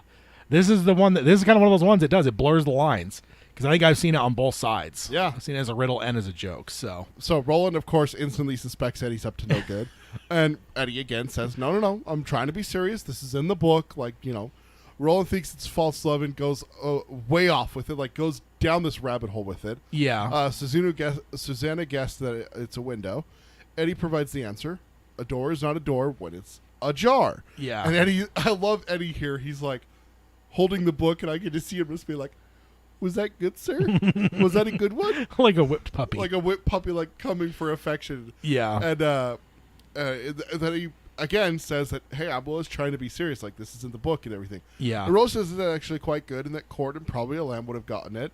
And he says there really is something to riddling, and and he's just staring at the fire, thinking about it. Roland nods, and even King calls it out that Roland nods, and Eddie's so entranced thinking about it that he doesn't even see Roland nod. It doesn't acknowledge him. yeah, So good to see Roland and Eddie both trying. Yeah. Eddie to take things seriously, and Roland not to get down on him so much. yeah. Like he does answer try to Yeah. answer the riddle and go with him and understand that Eddie is trying. Yeah. I had to grab the quote. Is it another piece of your stupidity? Yep. That kills me. Yeah. Such a good line. Always seeing Jake and Eddie winking, and then he tries to wink. His mimicry is more than vocal, it seems. Yeah. Interesting there. And then what Roland did here, shooting right past the answer, is the biggest trap with riddles. It's so easy to make it way more complicated than it is. Yeah. Like I will say, usually if I don't get one, it's usually because I end up doing this. Like that's the biggest Yep. trap. So yeah, done that many times. Yeah. I don't know if I've ever really you have the conversations every now and then when riddles come up, but Yeah, I've never dove into riddles the way you have. yeah, yeah, So the next section in this subchapter, Roland says one more and then they will have to turn in, but they do have to start keeping watch. He also says that Jake is excused as he needs to get his sleep. He's still recovering and everything like that. Yeah. Susanna asks if it's really necessary to keep watch. Roland says that he doesn't know, but that is the best reason to do it. Roland then asks Jake to read one more riddle from his book. The riddle is, there is a thing that nothing is, and yet it has a name. It's sometimes tall and sometimes short, joins our talks, joins our sport, and plays at every game. They discuss it for about 15 minutes. No one comes up with an answer. And then Eddie goes off to take the first watch at the end of the subchapter.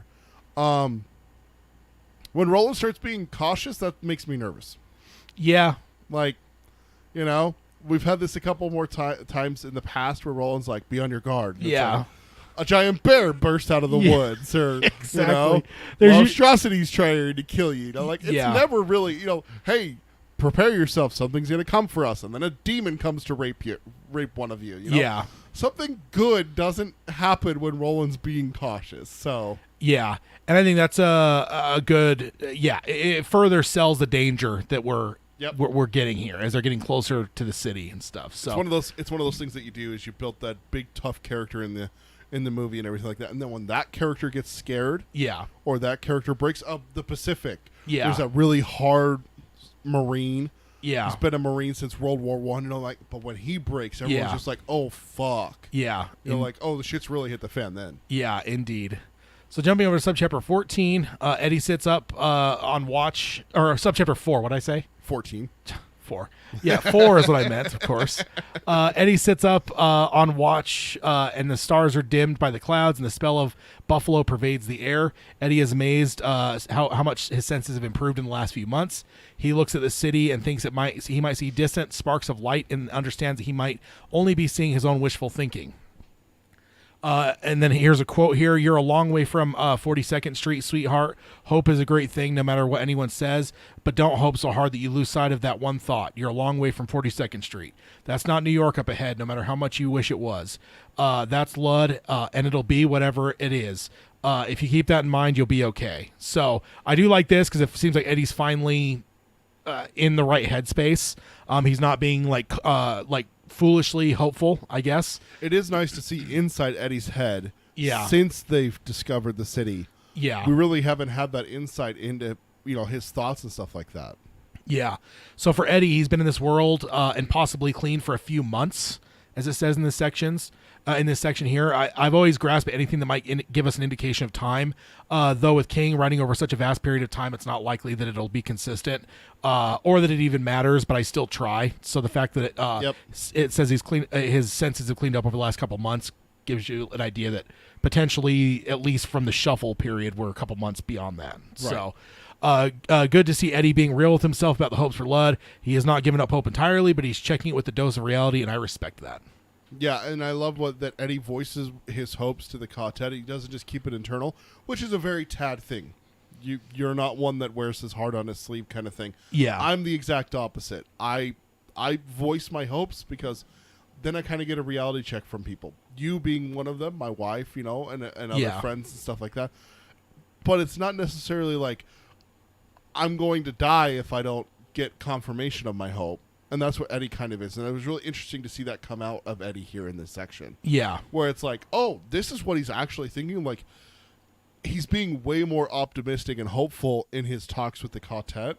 Yeah. Because he's kind of hoping that, you know, well, maybe someone will have a reason why those hopes are justified. Yeah. But in reality, he knows deep down there's not much to hope for. Do you think that Roland starting a watch, do you think that maybe wakes him up a little bit? It very well could. Because we just reacted to that. Exactly. You know, maybe Eddie does too. Yeah, maybe that's where at least a little bit of a, you know, it's unwritten. It's not necessarily in the text, but I do wonder if that's maybe something that helps kind of check Eddie a little bit, where it's like, oh shit, like we have to be on watch now. Like, okay, something like this might be getting dangerous. Well, it's also one of those things when you're isolated. Eddie's such a chatterbox that when you send him off by himself to be alone with his thoughts, that's where it could go either really well, where he comes to the realization and sees where everyone else is talking, or it could go really bad where he gets delusions of his hopes and stuff like that. Yeah. But we see here that it actually went positively.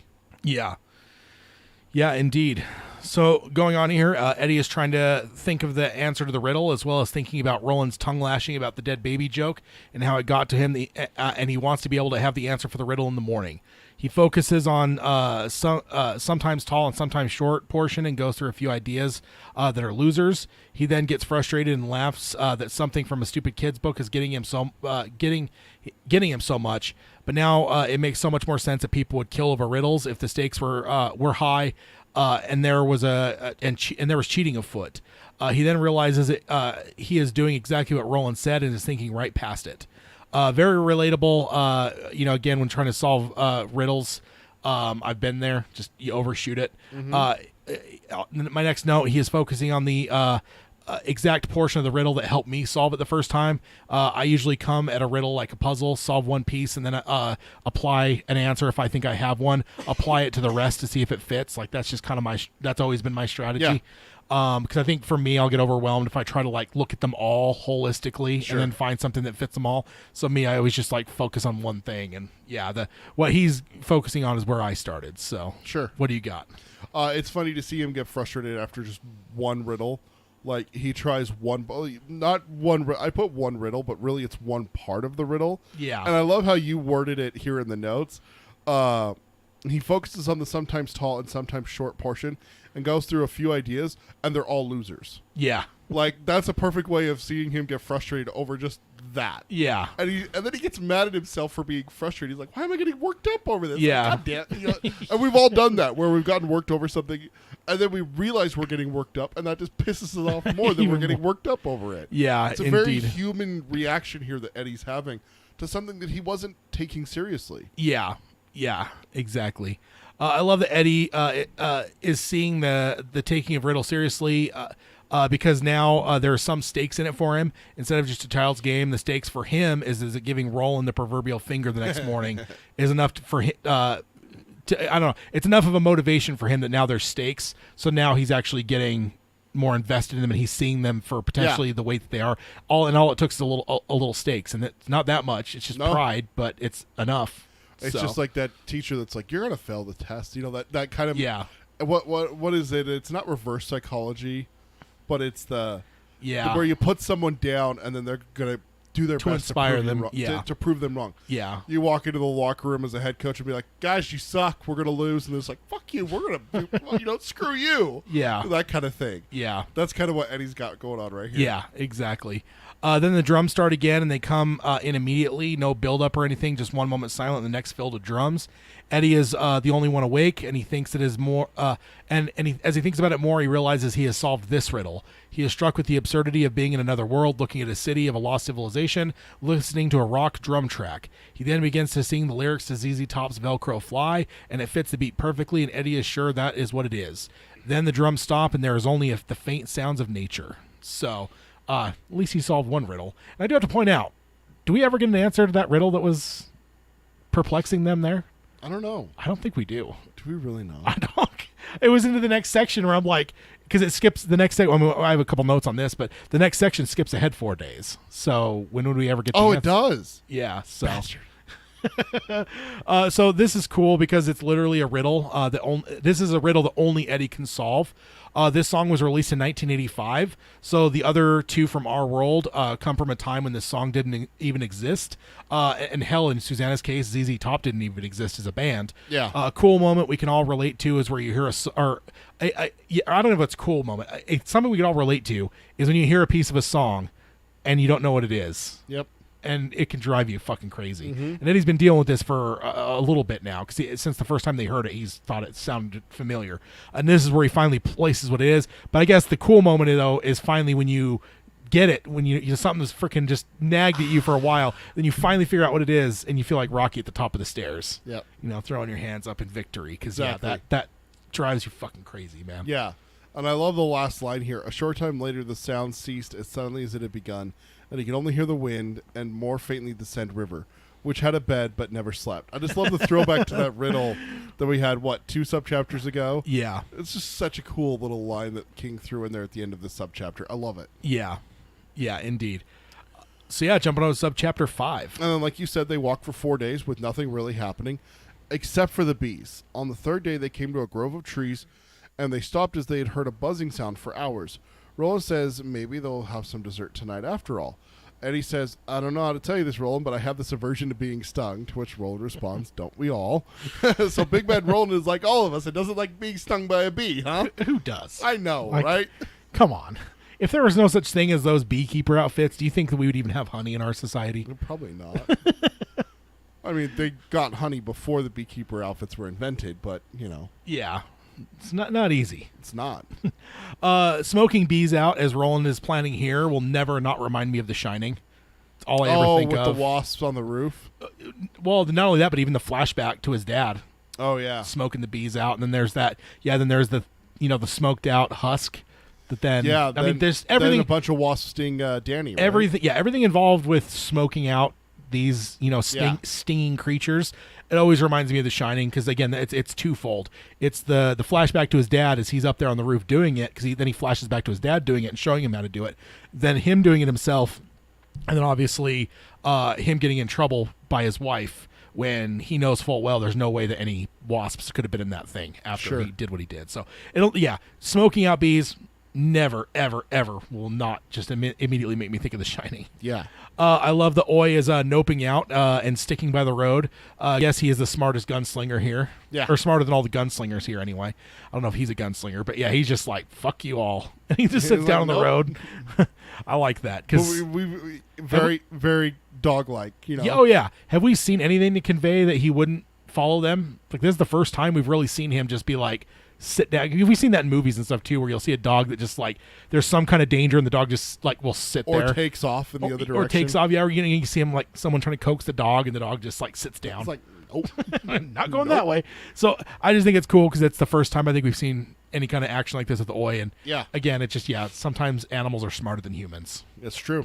So Roland takes Susanna out of her chair and like slings her up on his hip, and they go to take a look. And there is definitely something wrong with the bees. They have Eddie and Jake join them. The bees are white and very slow moving. I think they describe it as a horsefly in October, is how they described it. Yeah. And instead of neat hexagons, the hive is random holes of all shapes and sizes. Roland says no honey tonight. It might taste sweet, but it would poison them. The note I want to take away from this: I'm terrified of bees, and somehow this makes it worse. Yeah. They aren't just normal bees; they're like sluggish and stupid. But I would be moving away from there as fast as I possibly could. Yeah. Because for the longest time, I thought I was allergic to bees. I got stung when I was a kid, Yeah. and I had a really averse reaction to it. But I got just a couple of years ago, I got stung as an adult, and I had like almost no reaction. Yeah. So Well, it's just allergies like, change over time too. it's- That's the other thing. That's what I found out. I didn't Yeah. know that. So Same with taste. They always say like if you Yeah. hated something as a kid, try to get as an adult because your taste buds change like every 7 years or Dude. something. Dad, I like cauliflower. I had cauliflower for the first time, like, since I was a kid, and I'm like, this is actually pretty good. It's crazy, right? Me. That is indeed crazy. So this is a huge part for us here because we both love world building Roland's world. Yeah. Eddie asks Roland what caused this, and Roland says, and I took the quote from the book, the same thing that emptied this whole land, the thing that's still causing many of the buffalo to be born as sterile freaks. I've heard it called the Old War, the Great Fire, the Cataclysm, and the Great Poisoning. Whatever it was the start of all our troubles, and it happened long ago, 1,000 years before the great-great-grandfathers of the river crossing fold were born. The physical effects, the two-headed buffalo and the white bees and such, have grown less as time passes. I have seen this for myself. The other changes are greater, it's harder to see, and they're still moving on. This, I think, is the first time we ever get a glimpse of what happened to this world to cause it to be the way that it is. Yeah. Yeah, it's definitely some of the most obvious stuff for sure. Let's see. Yeah, I guess I don't have a note here, but Nope. yeah. So Eddie's looking at this, and then he thinks of a news clip where he saw the survivors of a gas main explosion, and how the survivors were just wandering around, kind of dazed and like shell shocked. And Eddie almost accuses Roland of them of his world having a nuclear war. Roland says no one knows what happened; that the records are all lost. Jake's asked Elise because the bees are making him sick, and Susanna says she is right there with him. Yeah. So many thoughts when I finished this section for the first time. I think this is one of those times where I actually put the book down and I was like, was this an Armageddon? A nuclear Armageddon? Could it have been something else? Because for me, I go through so many emotions with what Roland said there. I've heard it called the Old War, the Yeah. Great Fire. That makes me think nuclear. Yeah. The Cataclysm. Okay, huge mushroom cloud kind of things. Yeah. But then also the Great Poisoning. Okay, well, you have radiation sickness with that. Radiation, yeah. But there's also, I mean, I've done more research since reading this the first time about World War I and poison gases and stuff like that. Yeah. So that's where part of me wonders, like, what is this? You know, what caused this really? Like, Yeah. we don't have an answer. Roland doesn't have an answer because it's lost to time and everything like that. Yeah. But what do you lean towards? I think it's impossible, and this is my note, is it's impossible to live in the nuclear age and not perceive what Roland is saying here as a nuclear nature. Yeah. I just don't think there's any. We're all too biased how do towards you it. pass that up? Yeah, right? it's like just- everything. It's ingrained. It's ingrained in our cultural psyche from August 1945 until today. It is ingrained in our psyche of what nuclear bombs or war or Armageddon, what that would mean. And so it's all ingrained. We all know what that all means. And I just, King's writing from that same world. So I think there's no way for us not to think that. I mean, certainly it could be something else, but I think that would have to be a lot of world building. Because I just think, when you look at what's right here in black and white on paper, that's nuclear war, man. It totally seems like it, right? Yeah. It's so hard not to see it that way. You know, when you look at it, it's almost like King gave us a riddle here. Yeah. Hey, here's the clues. What actually happened? So you have two-headed cows, you have white sluggish bees that are big, and everything like that don't make perfect hexagons and stuff like that. So Yeah. it's almost like King gave us a. Yeah, for me, it's nuclear. Like I'm, if somebody wanted to come on and email us or whatever and debate that it wasn't, I would totally listen to them because I don't think that it's fully set in stone. King doesn't say that nuclear bombs happen, but with all those things there, that's the clues for me are it's enough for me to say nuclear. Yeah, They blew themselves to fuck, and Roland's world is the result. and poison the world. Yeah, exactly. Yeah. Okay, so subchapter 6. So Eddie asks Roland when he's going to tell them what he does know about this world. Roland asks what he means, and Eddie says again he wants to hear Roland's whole story, from Gilead to how it fell to finding out about the Dark Tower and his first set of friends, or quartet. Roland removes his hat and wipes sweat away and tells him that they have the right to know, and he will tell them, though it's a long story, and now is not the time, and he won't tell it more than once. Eddie asks when, and Roland says that when the time is right. In the midst of all this, we also see that there is a nip in the air as autumn approaches in this strange world. So that's fun, because autumn can make you a little nervous in this kind of thing we're looking at with these guys here. Yeah. Living in the wild and stuff. Like that winter's not going to be fun necessarily. I think of like the Pilgrims coming across the pioneers coming Yeah. across the Americas. Yeah. I remember playing Oregon Trail. You hit Yeah. September, and all of a sudden you start going, ooh. Yeah. It gets How close am I to my destination? Yeah, it gets a little nervous indeed.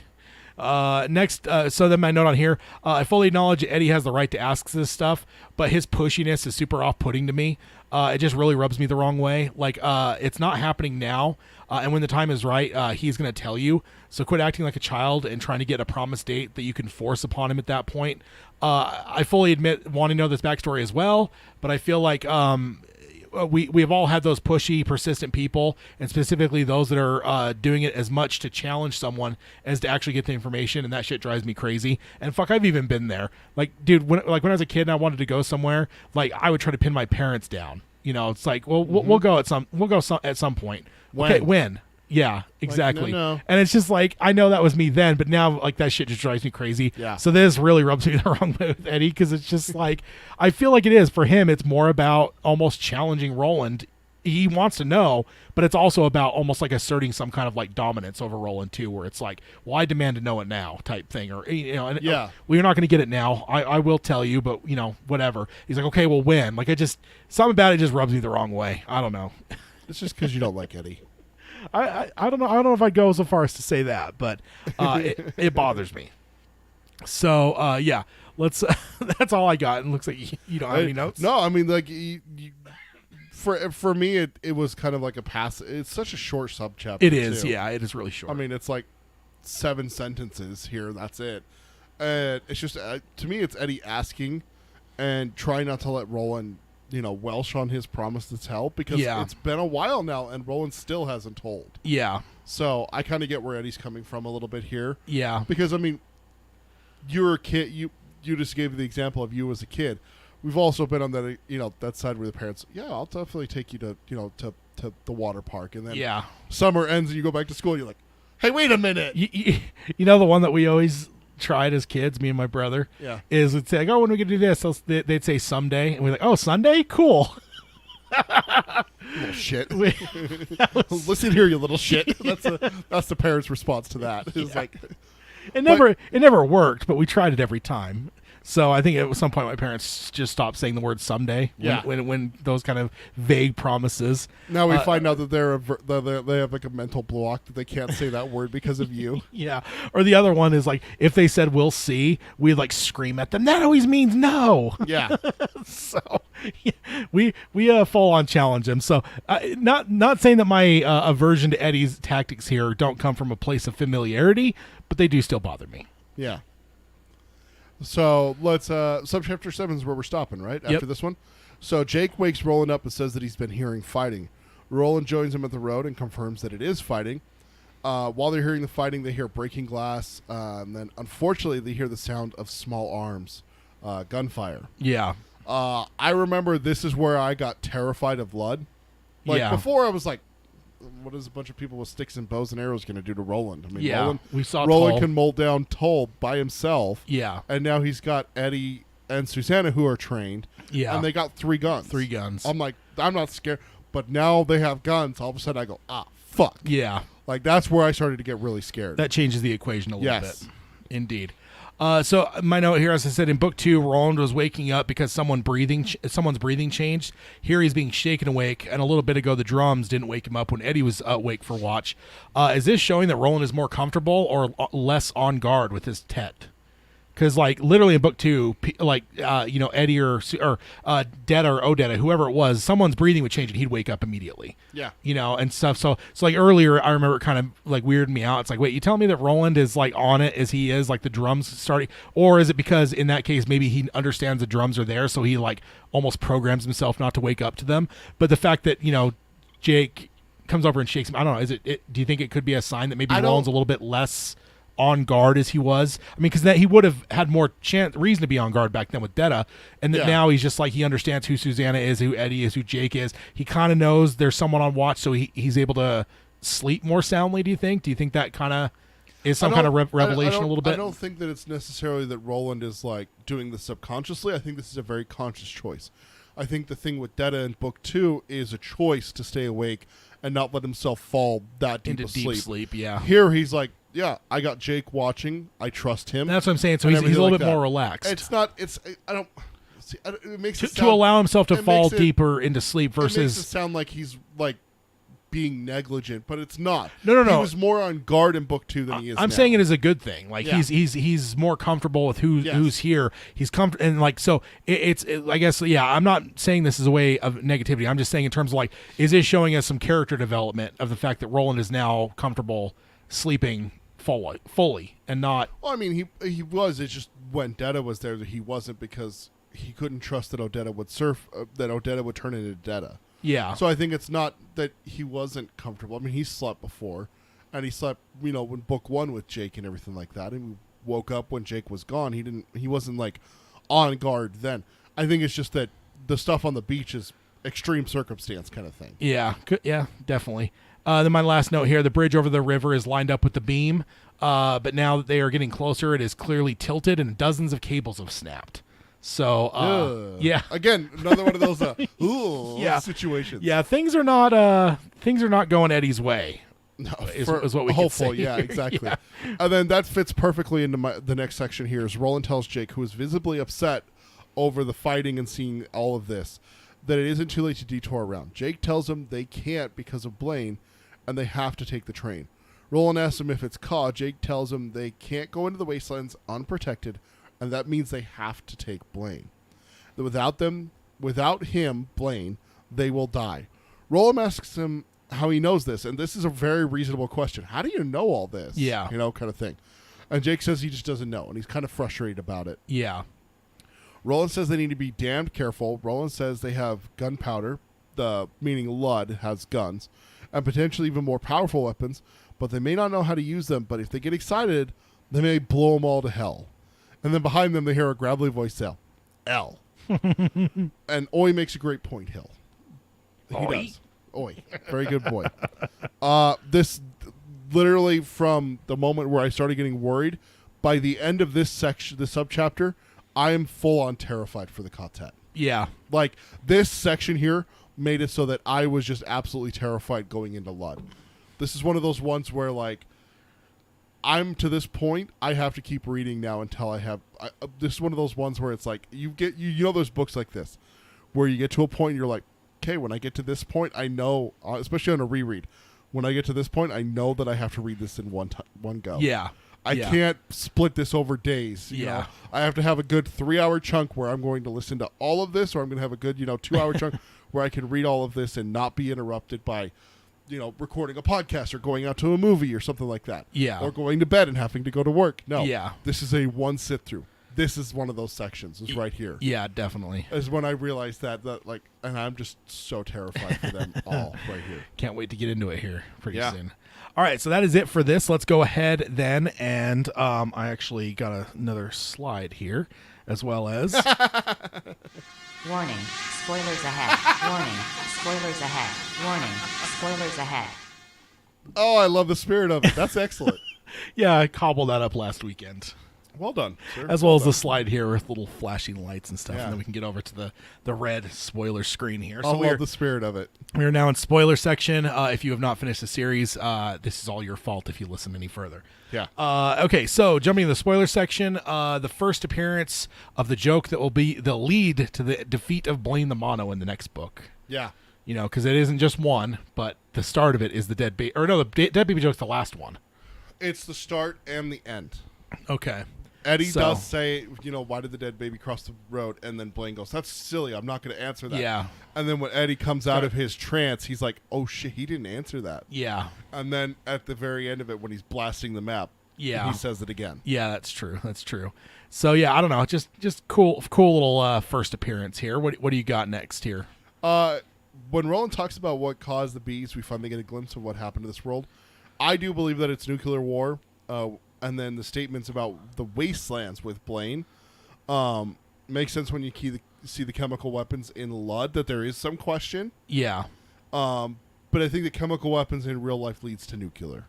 Yeah. Like we saw the progression in our world, World War I, mustard gas, chemical gas, chlorine gas, and everything like that. Yeah. World War II ended, like you mentioned earlier, very, very well put. 1945 on, all you can think about is nuclear. Yeah, it's nuclear age. Like it's got to, with everything that we see later on, Blaine, and then the deformed doe in book 6, book blows 4, up. that blows up and everything like that. But it has led to, that's radiation. Yeah, Like, that's it has to be. Everything in the wastelands is radiation. I didn't want to get too far into it there. Yeah. I wanted to bring it back here. Like I raised a question when we were going through it because first time readers and stuff like that, if they're listening to it, is it chemical or is it? Because the way the King worded that there, like the chemical stuff, really kind of raised my eyebrows this time. Like, was it ever anything but nuclear in anyone's mind? But I think that all the stuff we know that happens in the end of book 3, and then seeing the wastelands thoroughly at the end of book 3 and into book 4, it's got to be nuclear. Yeah, I think it has to be, Yeah. certainly. Yeah, I agree. So my next note, when Eddie sees the raised stakes in the riddle, in the riddles due to wanting to show up Roland, this is a great tease and foreshadowing of riddles literally having the ultimate stakes, life or death. Mm-hmm. To kind of see just over the course of this section. I don't know if I've ever really noticed it before, but now that we're doing this book club and going more in depth, I notice there is no stakes, and so he thinks they're stupid, childish things. But then once there's a little bit of stakes, it's to show up Roland, he finds it more important. And we know the next step of that, logically, for people who've read everything, we know the last step of that is life or death. Literally, it's going to be your survival to no riddle. So it's just kind of cool how King, using Eddie specifically, ramps it up from their fucking pointless child's things to I just want to show up Roland to life or death. Yep. Like kind of a cool like 3-step process, and we're in step 2 here. And I don't know if I've ever really like noticed that's like cadence there, because I think I've always just been breezing through this and not thinking really heavily about small granular details like Sure. this. Next, do we? Not, I already mentioned this earlier. We don't get the answer that they had before they went to bed. So, but it would be a shadow. That's what it is. Okay. Yeah, I think I've heard some people argue breath, but I don't think breath makes as much sense. I don't know. I guess it could. I don't know. Shadow is how I've always heard. Short of breath, but what tall? It's long. It's long or short. It is something, or nothing is it, but it has a name, because nothing's a shadow, but a shadow has a name. You know, so yeah, I don't know. Yeah. That's how I've always heard it. Cause that's I wouldn't say that's a super, super common one, but it's one I've seen versions of, and I've always seen it as a shadow. Sure. And then funny, as much as I am with Eddie and hearing Roland's story, I was not all that down when it finally happened, and it was a whole book. It's so funny. And that is and that is not even the whole story that Eddie is demanding. Right, because Eddie just said he wants to know everything from the fall of Gilead to like his old quartet to learning about the tower. We're not even going to get all of that. We're going to get a portion. We're going to get the first mission of he and his original quartet. We're going to find his first love, and we're going to find his initiation to the tower. Yeah, but we're not going. We still, as readers, don't know the fall of Gilead. So we have some illusions, but we're still hoping for that book, Stephen King. Yeah. We're here in 2022, and get on it. Yeah, we demand a Jericho Hill book. Oh God, I wish I can dream, right?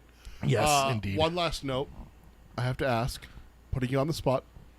When did you start to like Oi? I mean, I never disliked him. Yes, you did, dude. You wanted to throw him off a fucking bridge. No, I just didn't value him. That doesn't mean I hated him. When did you start to value Oi? When he was part of the rescue. In Lud. Yeah, in Lud. Okay. Because at that point, like, because right now, like, I just feel like we saw, like, I mean, he ran away when Eddie scared him early on. Like, it just felt like that he didn't feel like a permanent character to me right now. Because he was too flighty. That it's just like this easily could be a thing that, like, from a storytelling perspective as well, raise the stakes on the bridge by the little cute furry creature that they have to let go, like, and he has to die to like raise the stakes a bit and then move on. Like, just shit on Jake one more time. Not that I thought of it that way, but it certainly would be. But no, it's the MO. Yeah, and it would fit King's MO. But no, so for me, it was never a disliking of Oi. It was just that I'd never, not until he becomes the key to tracking and finding Jake, and then he has his part in Jake's rescue in that room. When they get across the bridge, I just spaced on his name. What's the guy that takes Jake? Gasher.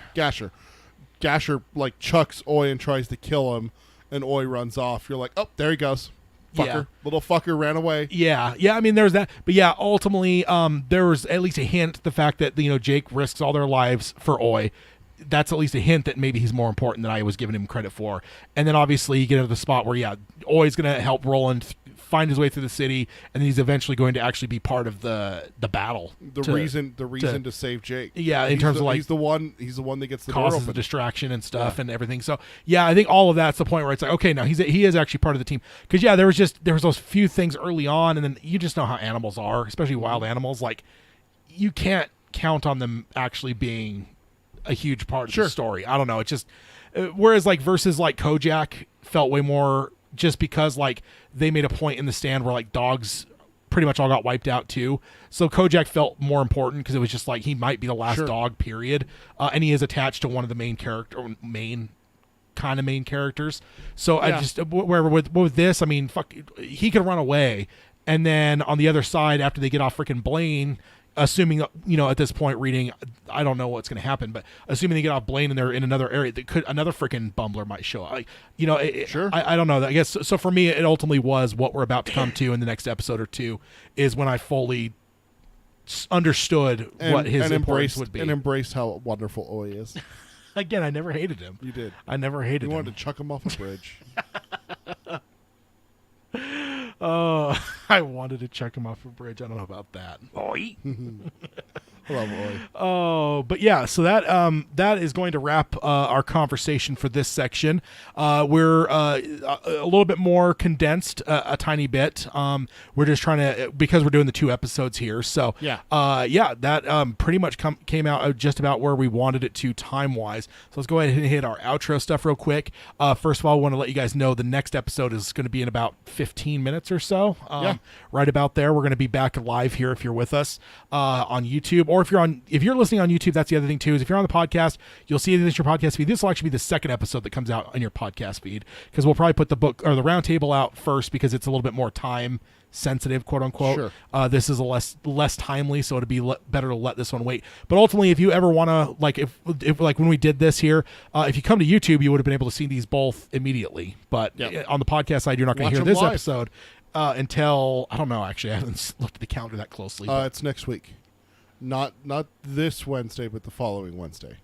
Okay, well, I release them now, like on Sundays. So, right. So we technically would record the 4th and the 18th. So yeah, on the night, like one will be available like on the 12th, and the other one on the 19th.